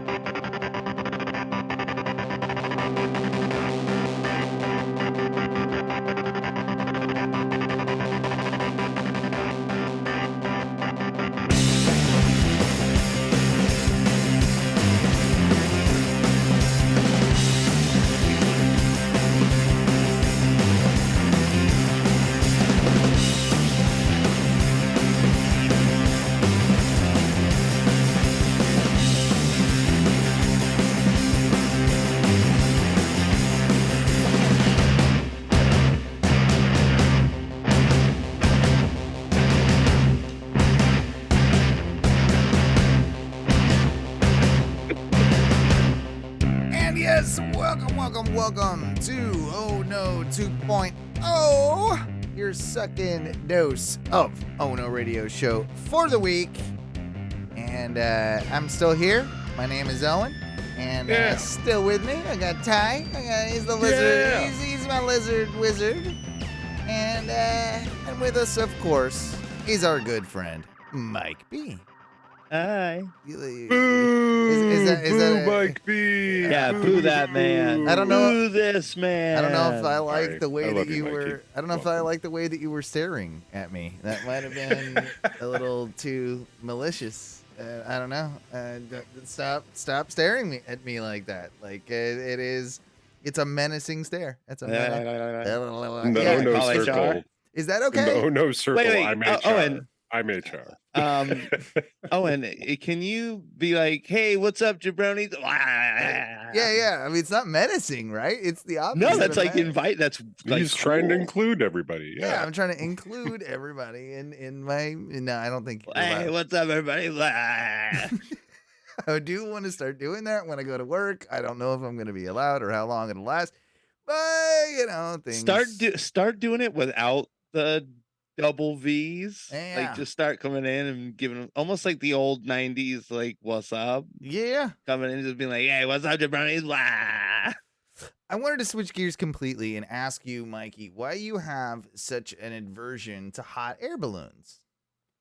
Bro, because what the fuck is fun about that? I think they look awesome, right? I think Nah. you get to float, about.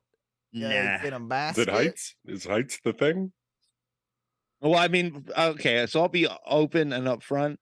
I'm not a big fan of heights, so All right, I don't mind the heights. I mean, I can see the aversion if you're, Yeah.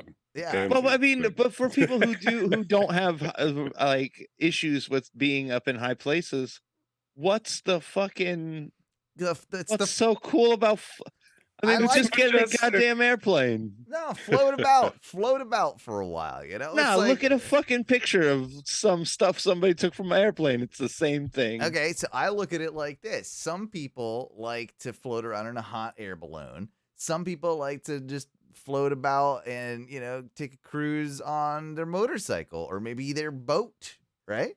I think that the hot air balloon. All three of those people annoying. You don't like any of them. Just you don't like people that are randomly just like cruising without a destination. I like when they do it in a car. Okay, so you don't mind just driving about like aimlessly, but floating Motorcycles about are even a little more acceptable. Yeah, okay, all right. But hot air balloon, no. Go fuck yourself. I think this is where we differ, man. I think I'm pro hot air balloon. I would like to be when I'm older too. I kind of want to be a hot air balloon guy. Okay, so here's what I think part of it is. Okay, so motorcycle people kind of get it because it's economical. But some motorcycle people just buy those big, gaudy, dumb motorcycles, and those are stupid. Yeah, those things. So then you transition. Then once you get a little more money, then you're a boat person. And now you have to pack it all up and we're going to the lake or we're taking it down the river or whatever the fuck. All right. And then the next escalation of that is fucking hot air balloon. Because you're like, oh, I'm getting out the hot air balloon. I feel like hot air balloon All of them can eat a dick. It's much more of a commitment. It's much more of a lifestyle thing, right? I feel like you're the guy that has to get up at 3 a.m. and not earlier, probably. Like you're up all night, like putting this thing up so that you're ready to launch it, like right when the sun comes up, because that's the best hot air balloon conditions. You always see them in the morning. I feel like I don't know. I like the idea of like my wife out there. She's like using the ropes and stuff. She's gotta like help me tie it down. We gotta like I'm over there lighting the propane. I'm getting the big balloon out. And now I'm like like doing that move. I like that.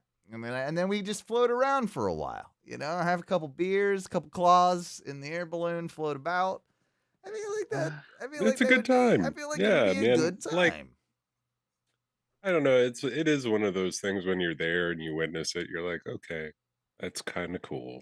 Can't say it's not. It's But probably a lot of money, right? Like if of Bro, the it's hobbies, so that's got to much. be like a lot of investment in both money and time. Like I don't think you can do that and have a regular 9 to 5 40-hour work week job. You've got to have somewhere where you're either retired or you're Stupid rich. yeah, you're rich. You don't have to fucking go into the office, tomorrow, right? Like if you're hot air ballooning, you probably do have to be on a certain level. I don't think you get many people like is there a thing of poor hot balloon enthusiast? No, because I think the hot air balloon alone is like a very lot. expensive thing. But you I don't can think get it's that terrible, but the fuel is probably expensive. True, didn't think of that. But like you get poor boat people, you get poor motorcycle people. I don't think you get poor hot air balloon people. Do you get poor hang glider people? Or what about that one thing where it's like the chair, with the I don't never know what it's called, but like The it's fucking parasailing go-karts? the parasailing go-kart thing.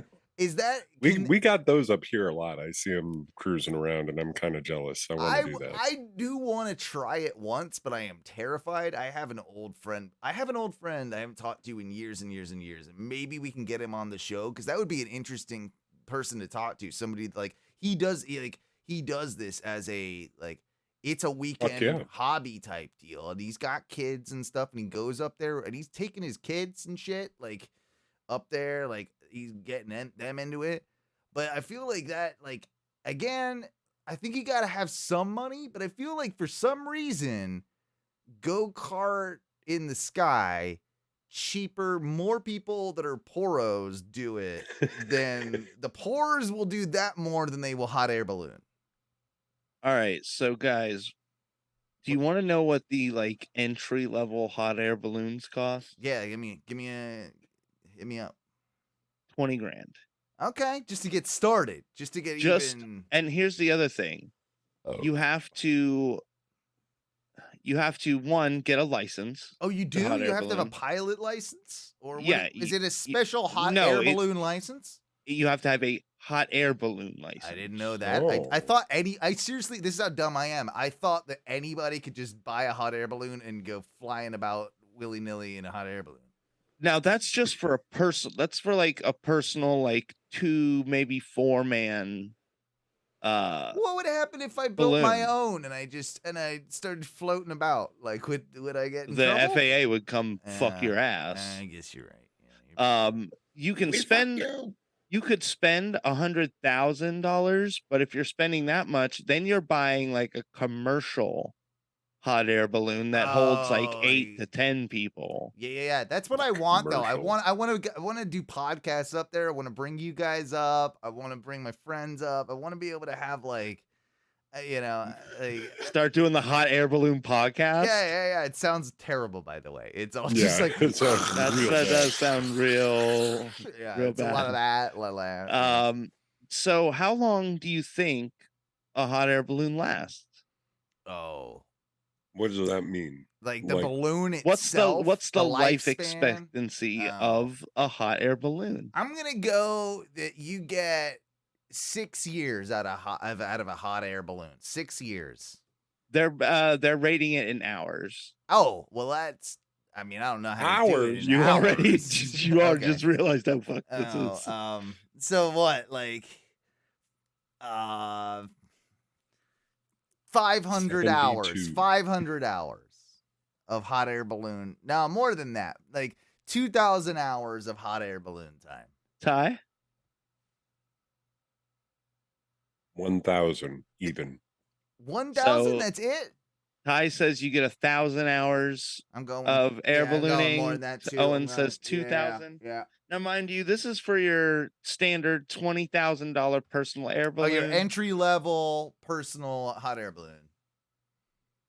300 hours. That's it.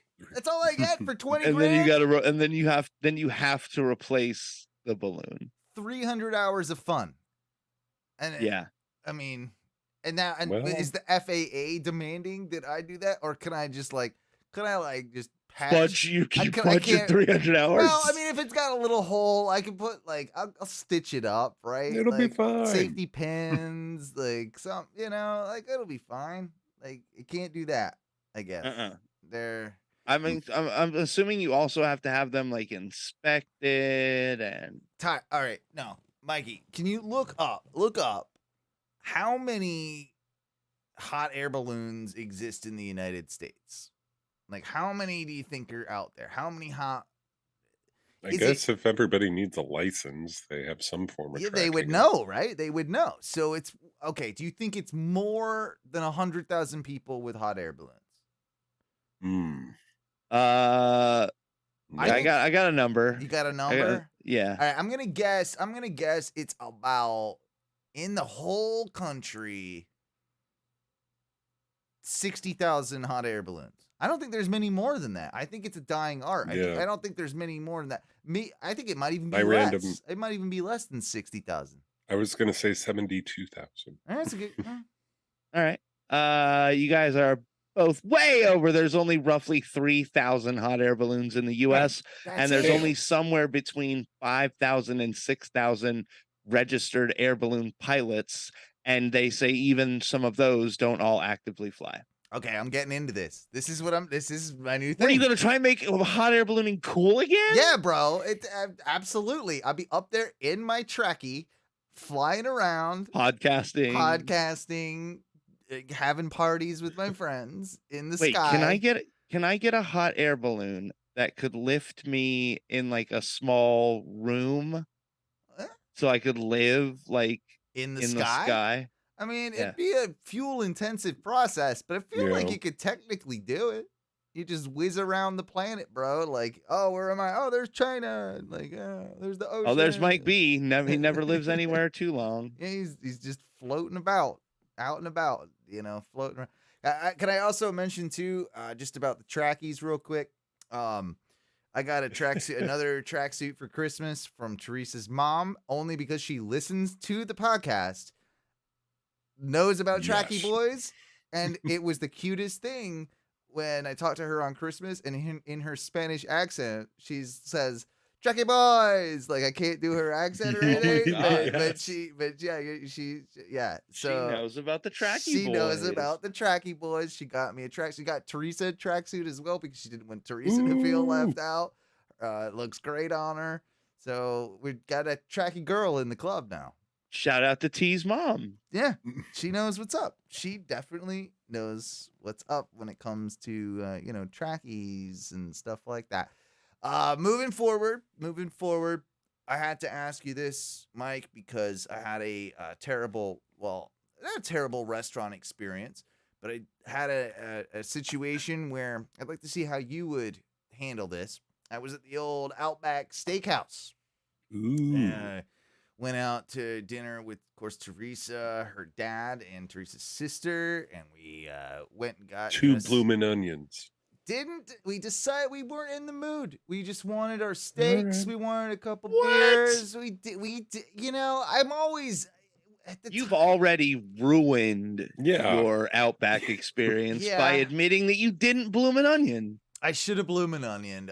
I didn't, and I should have pushed for it, but it's okay. I feel like I was the only one that would have eaten it, and like, hey, whatever. I ate so much. That's a sacrifice I would make every single day. You don't want none of this? All right. I've always been a fan of the bread at the Outback, the brown bread. Pretty good bread. Comes at pretty the good Outback bread. Steakhouse. So I made sure that as soon as one kind of got there, I was like, yo, I'm gonna need a second one of those, pretty much immediately. And he did. He brought that out. That was good. But the problem happened, Mike, with our meal.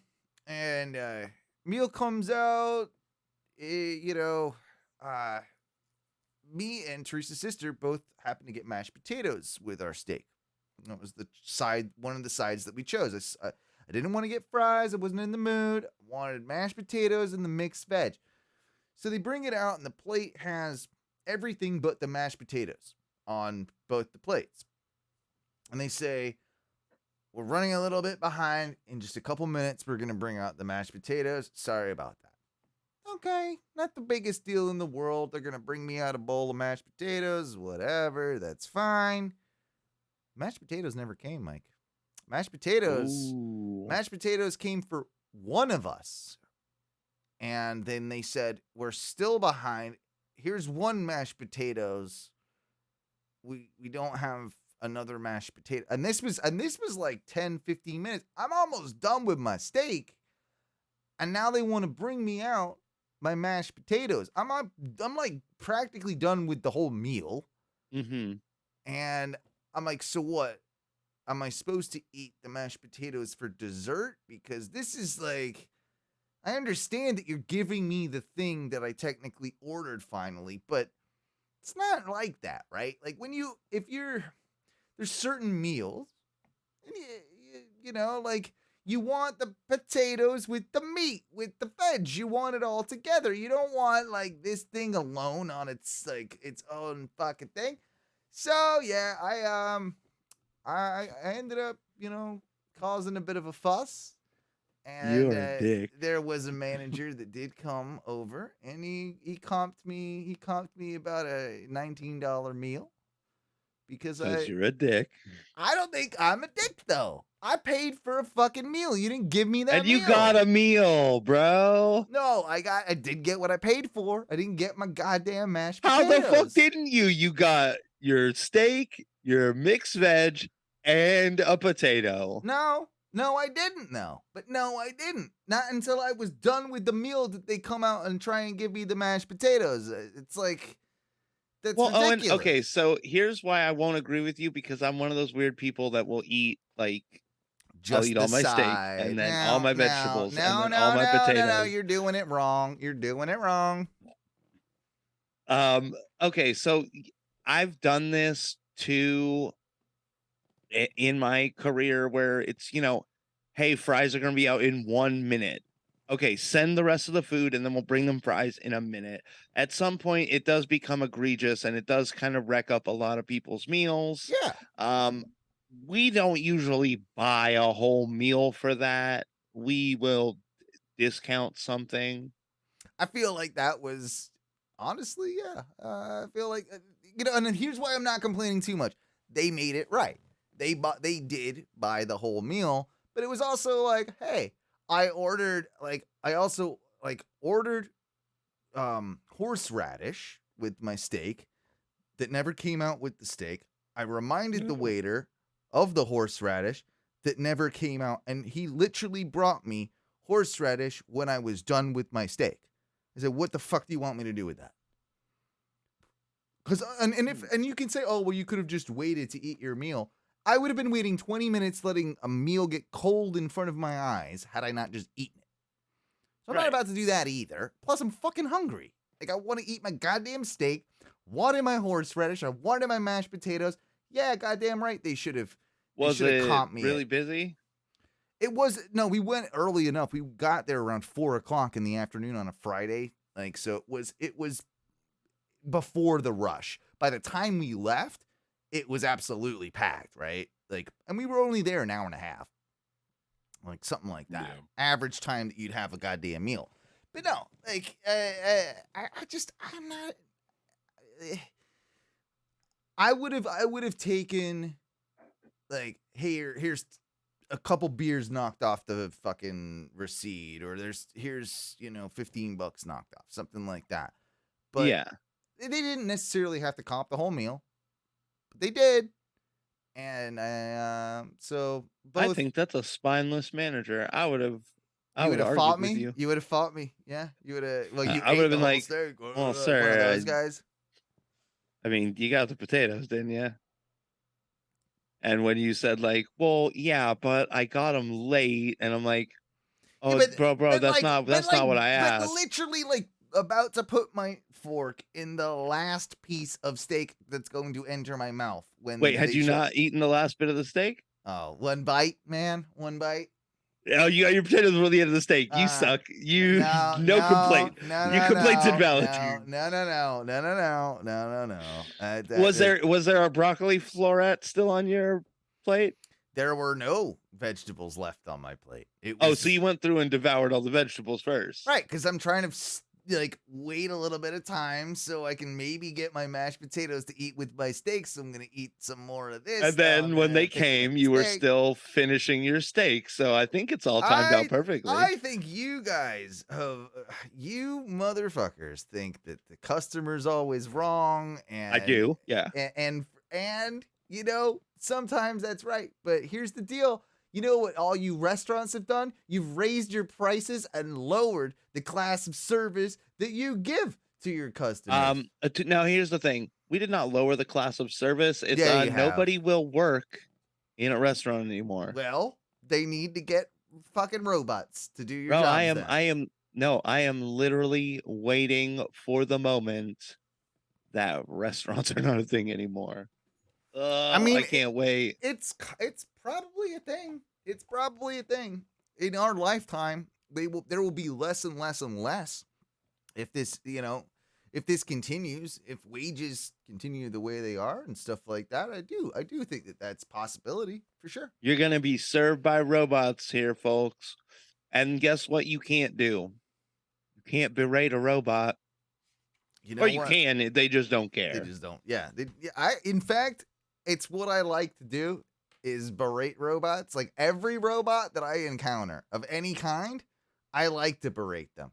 And this is I like to make it feel like a smaller robot. Yeah, and I've said this for years and years and years. Even if they were to come up with the robot that was totally sentient, that was like super smart and shit, I would be like, I do not consider you on my level. You are not a real human being.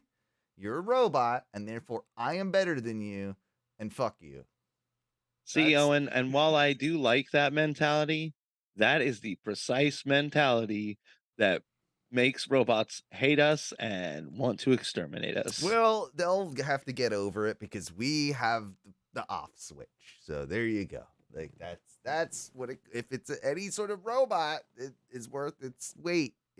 They got an off switch too. Thank you very much. Roomba, fuck you. Siri, fuck you. Alexa, fuck you. All of them. They're terrible. Terrible, terrible. Surprised none of them answered you. Well, you know what I think it's time for? What was it time to bring forth the clips?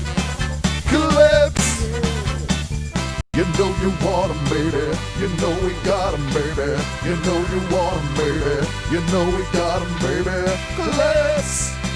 You know we got 'em, baby. Clips. Yeah, Clips is the portion of the show where we take a look at all the random stuff that our good buddy Tom finds for us on the internet. And moving forward, we're kind of like, we're going to condense clips a little bit. We know it goes on sometimes a little too long, and sometimes it's hard to follow, especially if you're just on the podcast, you know? Like, how the hell do you know what the hell we're talking about visually? So we're trying to make it a little bit more auditory related, and we'll also just kind of, keep it within a reasonable time frame is what I'm trying to say. So I took a look at some of these clips. I didn't watch the whole thing, but I kind of tried to get a feeling for them. And I feel like this one's a great opener. Why don't we check out this Daft Punk accordion? Yeah. I love how this guy is in the forest. He looks Scandinavian, Swedish, something like that, right? I would venture a guess that this man is not American. He's got ex-Soviet state on him somewhere, right? Probably. It also could be Canada, maybe. Could be, but doubtful. I think he looks a little too Russian for that.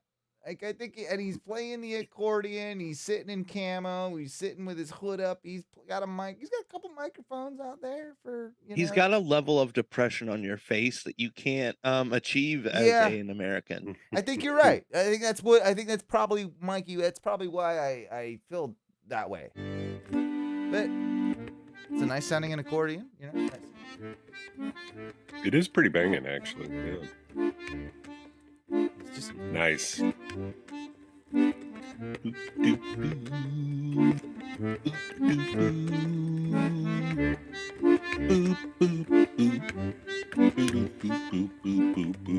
He's really getting into it, though. Yeah. It's pretty good, right? I kind of want to hear more songs accordionized.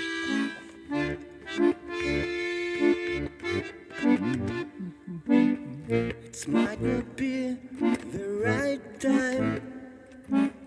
I might not be the right one. But there's something about us I want to say. But there's something between us anyway. So, I mean, Bangs. clearly he's Russian based on the accent or something, right? He's something. Yeah, Something. You can hear him. You can hear him. But I like how he's doing it. Also, I like the fact that I in my mind, I want to say his wife was so tired of him doing this in the house that he had to go out into the woods to record this, and he had to bring all his recording gear, his accordion in the cold, and he's like, "Fuck you, bitch. I do it. Be viral." I hope that someone is very mad at him, too. Uh-huh.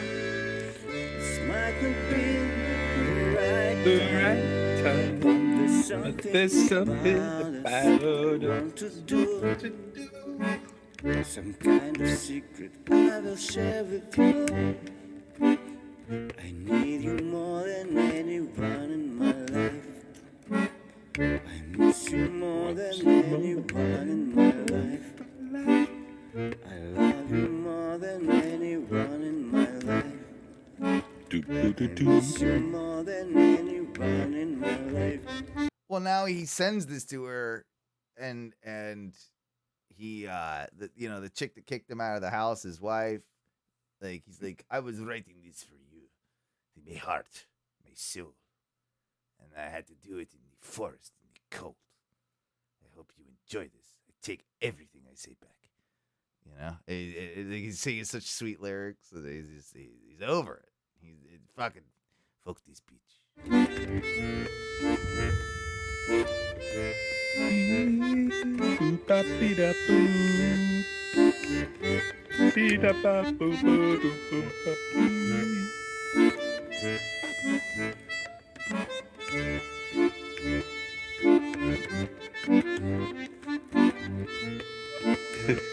Is this the only song he does?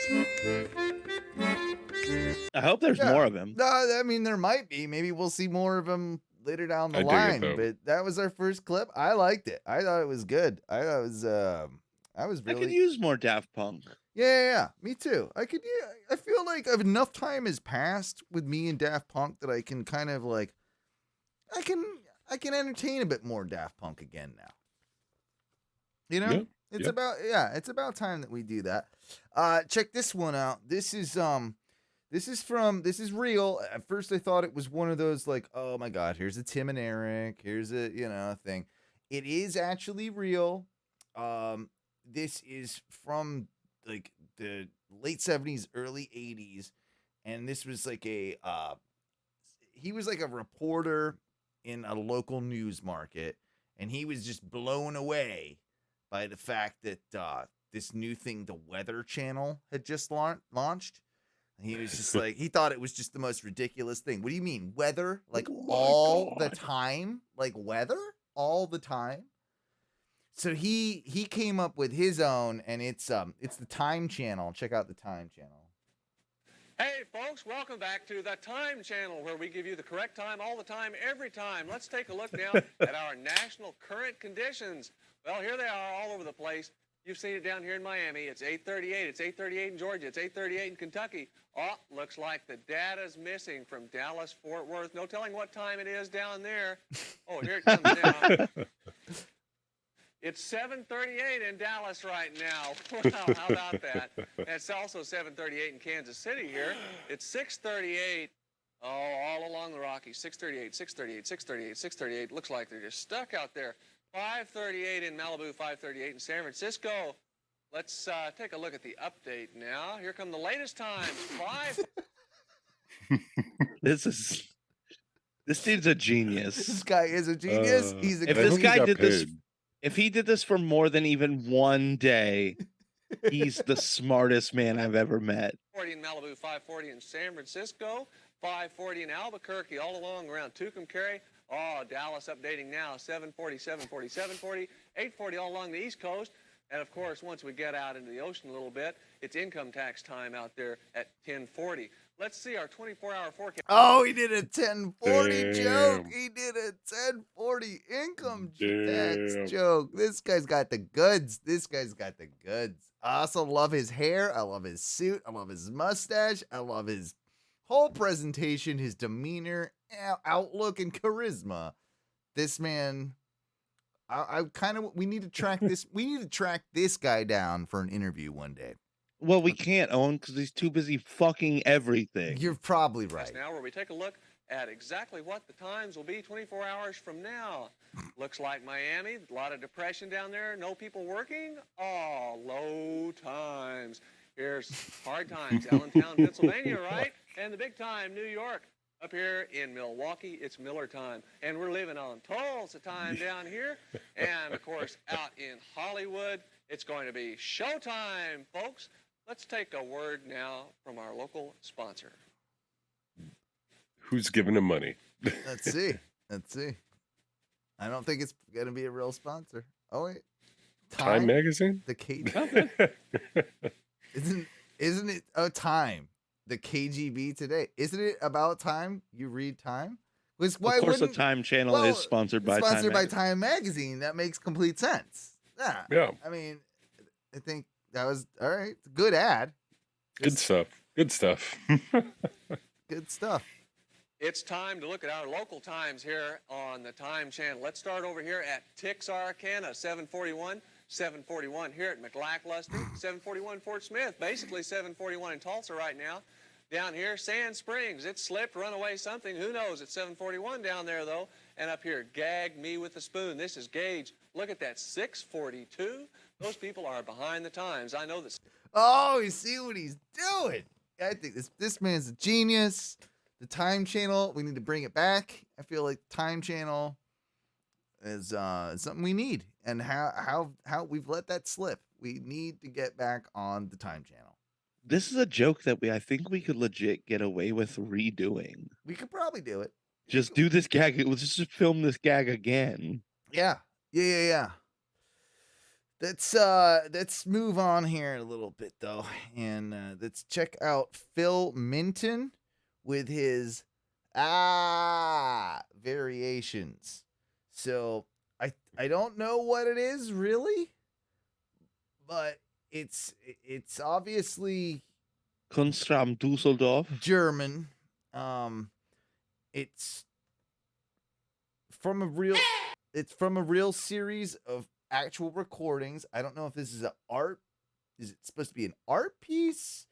I think it's supposed to be like expressing all the human forms of people, the way they go,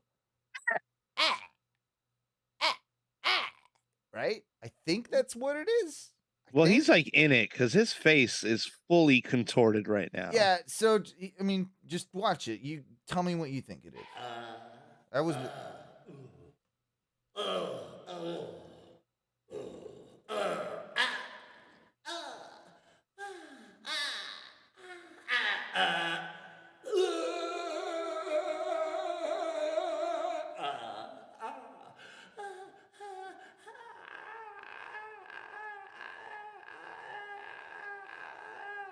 He's not touching the ground. Look up who Phil Minton is, please. All right, hold on.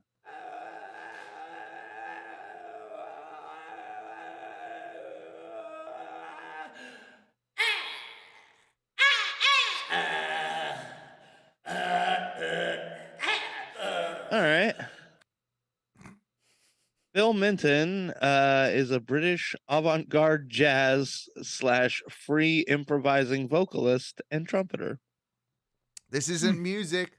This isn't music. This is avant-garde jazz, Owen. No, it isn't. People are going to try and tell you it is. It's not.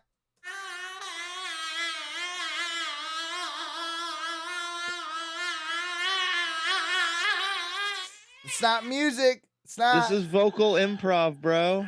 It's terrible.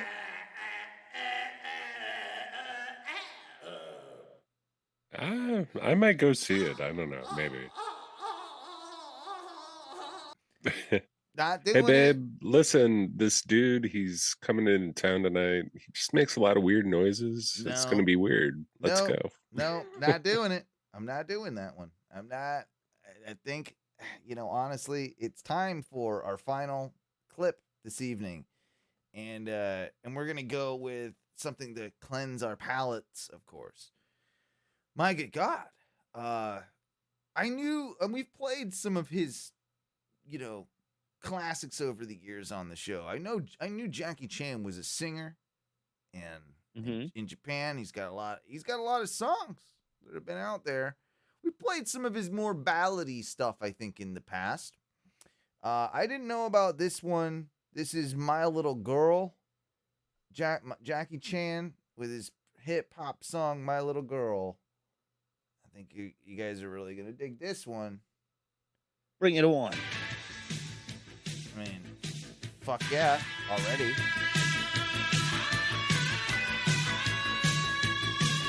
Oh, I like this. Wait, how do you not?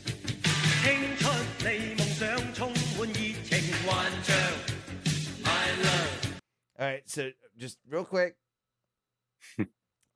Make sure we He's all singing in Chinese. Yeah, he's saying, pour out your dreams full of passionate visions. My love, that's what I think that's My love. my love. Smile in your eyes and joy on your face. My heart. I'm new to you, but I think I'm your dream. My love. How can I breathe differently when I first shake hands? My heart. My heart. In my eyes, pure appreciation of mine, a drunken place. Looking at me makes you so nervous. Wow, he's full of himself. You don't know what to do with me? No need to guess because I make you find your deal. Love makes you happy and a little nervous. Love makes you feel awkward and don't know what to do. How innocent, cute and strange. This is a banger, guys. This is a banger. This is a banger. Yeah, but Jackie Chan's just talking about how much you love Jackie Chan. Well, he's not wrong releasing this banger. I do want to fall in love with him and feel awkward and find my love. And I do feel a little intimidated by him because he's motherfucking Jackie Chan. But now I want to fall in love with him and have him make love to me to this song while he sings it to me. I want to feel confused about the way I feel about Jackie Chan. I feel confused. Whatever, what he was trying to do, I think he got there.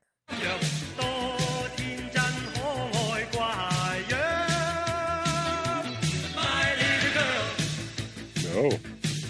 My little girl. All right, yeah, that's weird.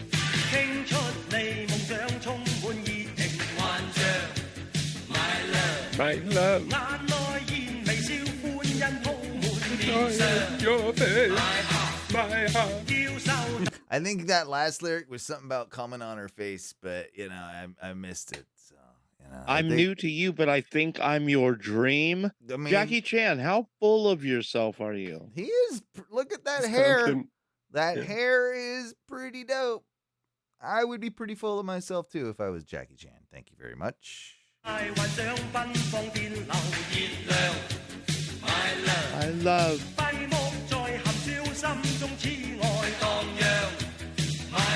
I think he's admitting a little bit too that he's a little taken aback by this little girl, and he's also saying my heart, oh, you're really making me feel, even though I'm super sexy, awesome Jackie Chan, and you should feel pretty like intimidated and enamored by me, I'm also enamored a little bit by you. Because he says, how can I breathe differently when I first shake hands? Like, he's shook, bro. He's shook. Like, he's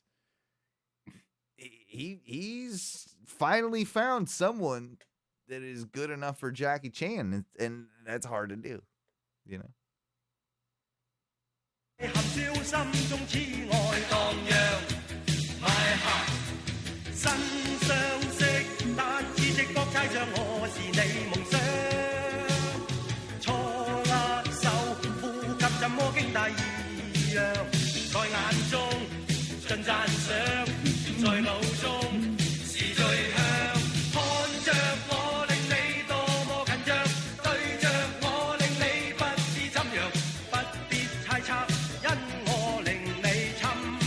All right, now he's back to just being I thought weird, I'd a hate this weirdo. after a minute. I don't hate it. No, now he's back to being a weirdo because now he's talking about how innocent and cute and strange she is. It's a little bit weird. I think Jackie Chan, a bit of a pervert, if you ask me. Bit of a pervert, maybe. I don't know. Gotta look into it. Anyway, that was Clips. Clips! You know you want 'em, baby. You know we got 'em, baby. You know you want 'em, baby. You know we got 'em, baby. Clips! You know we got 'em, baby. Clips! Good clips. I mean, I know we're sort of keeping them a little shorter, but I feel like those were all pretty much bangers. Time Channel might be my clip of the night, but then Daft Punk Accordion was great. Jackie Chan was great. I think Time Channel stole the show there. Yeah, that is such Time Channel. I think that's clip of the night. That's clip of the night. Clip of the week. We'll do that. Clip of the week. Clip of the week. Clip of the week. Yeah, it's got to be Time Channel, right? Do you agree, Ty?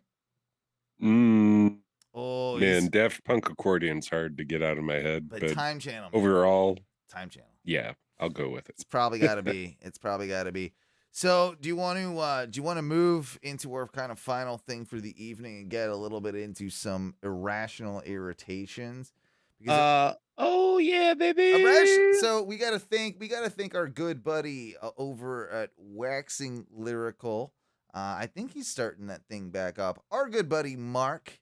It was a bit that he always used to do, irrational irritations. And I've sort of done it here and there throughout the years, but it really kind of this week I was like, I don't know, it fits my soul because I just kept coming up with these things. I'm like, why am I mad at that? I shouldn't really be that mad at that, but I do get mad at that. And I think isn't that the point? That's what I've always interpreted irrational irritations to be. Do you guys agree? I mean, yeah.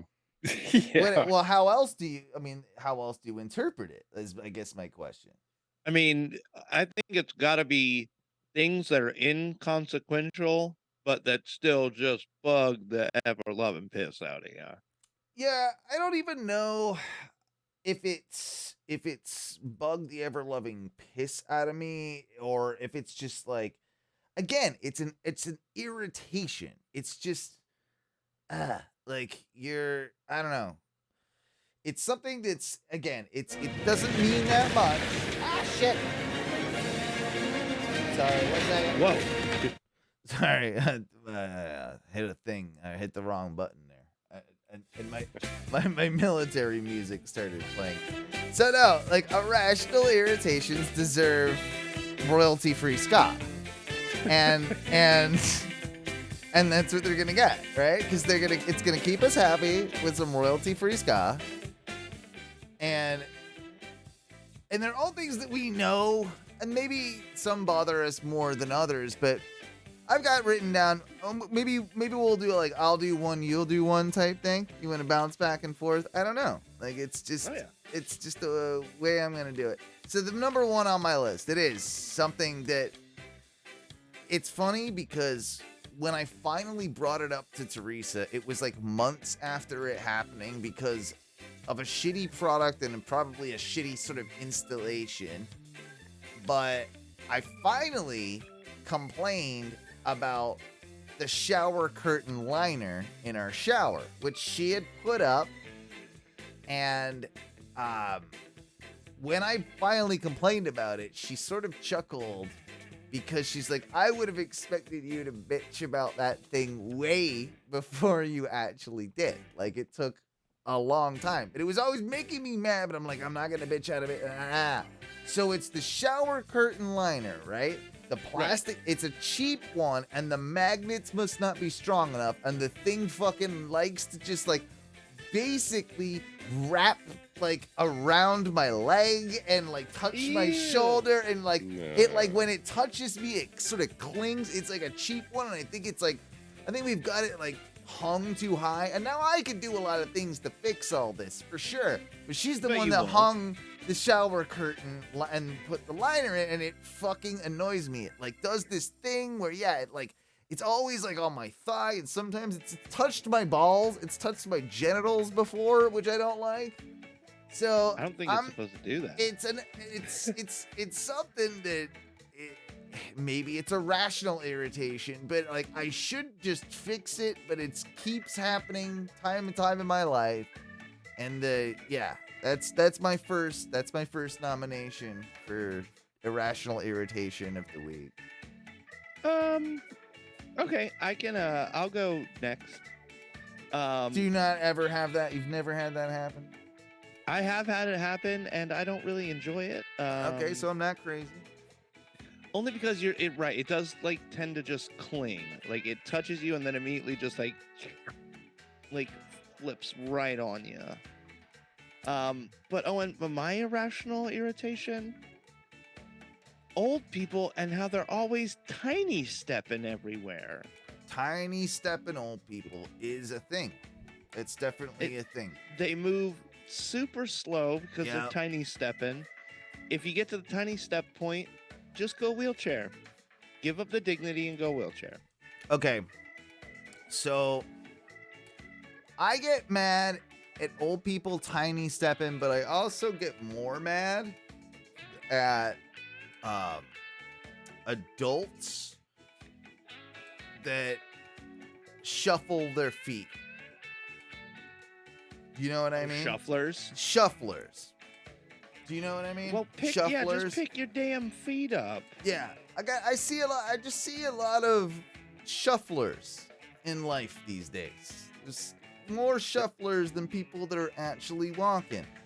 Is it fattos? It's not all of them. No, I mean, there's probably a higher concentration of fattos that shuffle than not, but there's a lot of skinny shuffling. There's a lot of little kids shuffling. There's a lot of just like, why are we shuffling? Stop. What are you shuffling about? Teach your kids to stop the shuffle. Pick up your feet. You know, put some royalty-free ska on for them, and they'll. With old people. Is okay if you've got like a wheel, like a Zimmer frame or like a walker type deal, you're sort of allowed to tiny toe and maybe shuffle, but there's a certain point where like you're just too slow. Like you're just in the way of everything, and because you're so in the way, it's unsafe for you and other people. Like if a fire happened, like someone's having to pick you up and run you out of a building because we're not waiting. The fire won't wait for you, you know? Fair. I don't think anyone should have to save you. I think if you can't exit a building, well, this is what I'm saying. Mobility, yeah, and you won't just be like, okay, I'm just getting the wheelchair because, like, you know, it's about time. Nah, like at that point, you're in a wheelchair or mobile device that's like, all right, we can zip you out of here. And also, this is to fat people and old people. if you get one of those fucking scooter things, right? A rascal. A rascal. If you're at a theme park and you're borrowing one for the day because you got a bad knee, yeah, we know it's definitely not the extra like 200 pounds on you. Your knee is what's the problem here with you not being able to walk around a theme park. Anyway, if you're one of those people, then learn how to drive the goddamn thing, please. There are so many of them that just are dickheads and drive it into people. Also, that's maybe restrained from using that horn all the time. Like, maybe let's pull that back. And that is the best. When fat people that can't walk are mad that they can't get someplace fast enough because people are in their way, they're walking, and they start honking the horn on their rascal at them. Yeah. Stop honking your rascal horn. Like, No one gives a fuck. I'm going to steal that key, and you won't be able to move. So, like, what do we want? Yeah. What do we want? Yeah. That would be so. I hate to sound like a complete bastard. That would be funny to just key steal people on rascals at like Disney, so that somebody has to drive a new rascal out to them, and then they have to go through the public indignation of switching rascals. Ty, I know you had one. And I think I had a couple in there. I couldn't pull up my list. I tried, but I'll start with just pans being in the dishwasher. Yeah. This is one that Mikey said he couldn't I don't like to understand. do dishes. It's not that I'm a fan of doing them, but pans don't go in the dishwasher. Pans don't go in the dishwasher. You wash pans in the sink. All the dishes from the meal go in the dishwasher. That gets washed. But no, you don't throw pans in the dishwasher. That's Even a if you have hand wash enough room thing. for it, you hand No. wash. Yeah.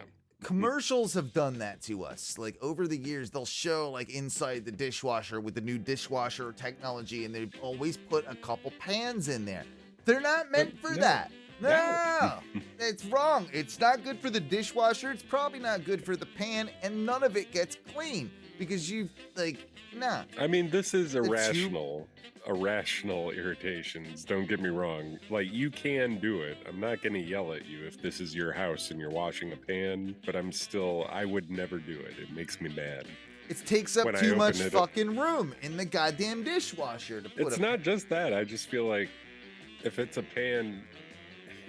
All right, there's etiquette, right? With a dishwasher, you don't put your dirty dishes in the dishwasher. You still rinse your shit off. And then you put gotta. it in. Yeah, you can't you can put dirty dishes in Yeah. there, but you can't have food all over your goddamn. Yeah, no, you'll Right. clog up the dishwasher if you do that, motherfucker. Don't do that. It's a bad idea. No, Bad don't idea. do that. Then you're getting the rest of your dishes full Wait, of why don't debris we- and shit.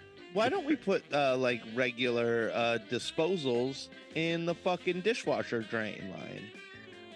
I think it can be done, and I think that those do exist, but I think they're also pretty expensive. So I also know you work in kitchens, Mikey. Don't get me wrong. I'm sure you guys have a different. well, a it's an different way of industrial. dealing That's with an things, well, and that's but- also an industrial dishwasher, right? Like, it's not. But I'm sure he's not putting. You're not putting like pans, right? Like that haven't been Everything. rinsed but rinsed at least in the fucking thing, are you? Can't be doing that. I mean, are you asking me if I do my job right all the time? Oh, Because you're supposed to wash all that stuff out, because really what the dish machine is doing more is sanitizing everything. yeah. And so I understand that. I understand It that should there's- go in there fairly clean. Yeah.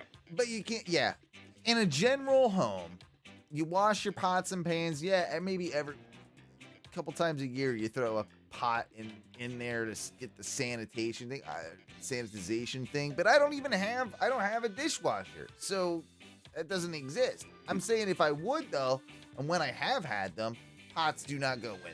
No. I'm anti-pot in the dishwasher. I'm with you, Ty. In a household dishwasher, I think it's a real, actual, decent one.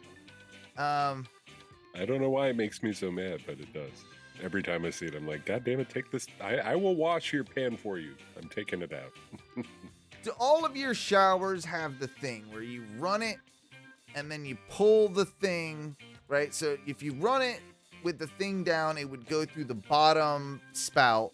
And then if you pull the top thing, it goes to the shower. The valve that changes it from the, like, you know, bottom spout to the shower head. Yeah, tub to shower, right?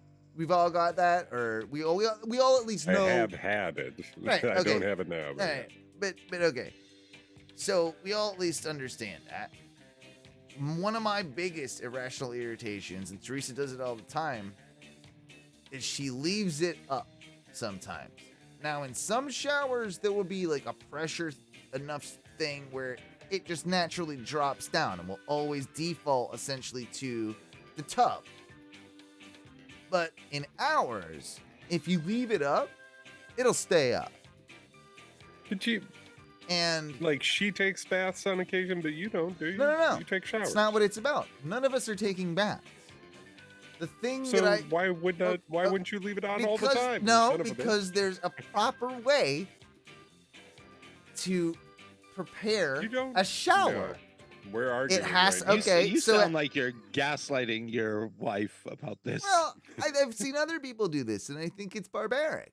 What you do is you have the stopper down so it goes into the tub so that you can correctly judge the temperature of the shower that you want to take. And so that you are also purging the old water from the pipes that's cold. You are now warming it to a proper temperature that you're like, feeling it with your hand within the tub. And then you're like, yes, perfect temperature. Flick the thing on as to then hop into the shower. Otherwise, the thing that annoys me the most happens. You leave it up and you go and you turn it on. You lean in there, you turn it on, and you get the out of nowhere cold fucking like straight up in the fucking face, or you know, and it's cold and you don't want that. And it always pisses me off because it comes out of nowhere because you left the thing up. And if you just put it down where it should be, then you can that's where you feel the temperature of the thing.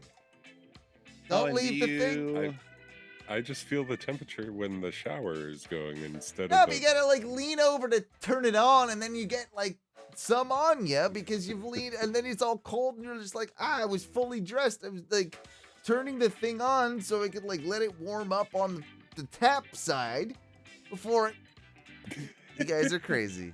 Oh, and how do you feel about putting the toilet seat up or down? Oh, I don't care about that one. I do think women are more like vulgarians. I do think women are vulgarians about that though. They leave my wife leaves that shit up all the time. Like there's I'm so attuned. After many years, I always put everything down every time when I'm done. So I'm like, it's like habitual. I can't not put the seat down. Well, look at you. Someone educated you at some point.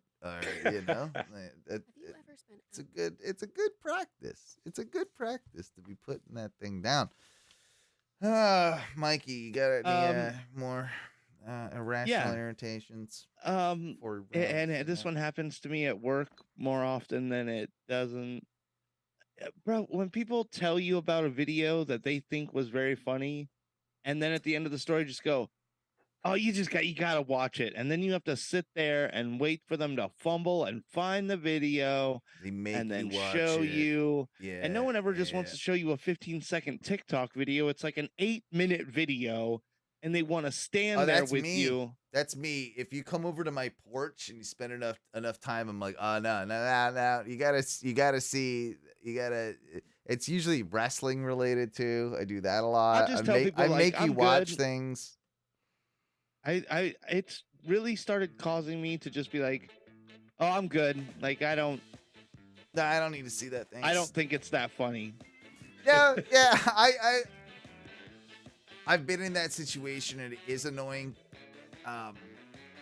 If it's like relevant to a person or like a particular like conversation, I might kind of like, all right, I gotta just show you like this one little tiny thing so you get the idea for it. Like, and then I'll shut it off. I will do that. Like, I know this isn't for you. I just want you to get like the general, like what I'm talking about because it'll explain a point. I'll do that. but I'm not making someone. I'm trying to not make them watch, but I will. When the drunker I get, it's the longer a clip. I'll be like, you got to see this 30-minute fucking comedy special from somebody. Like, no, I will go home. I'll be like, fuck. nah, dude, I going can't. home. Yeah, I can't watch that. Yeah. I will do that. I will do that. I have done that.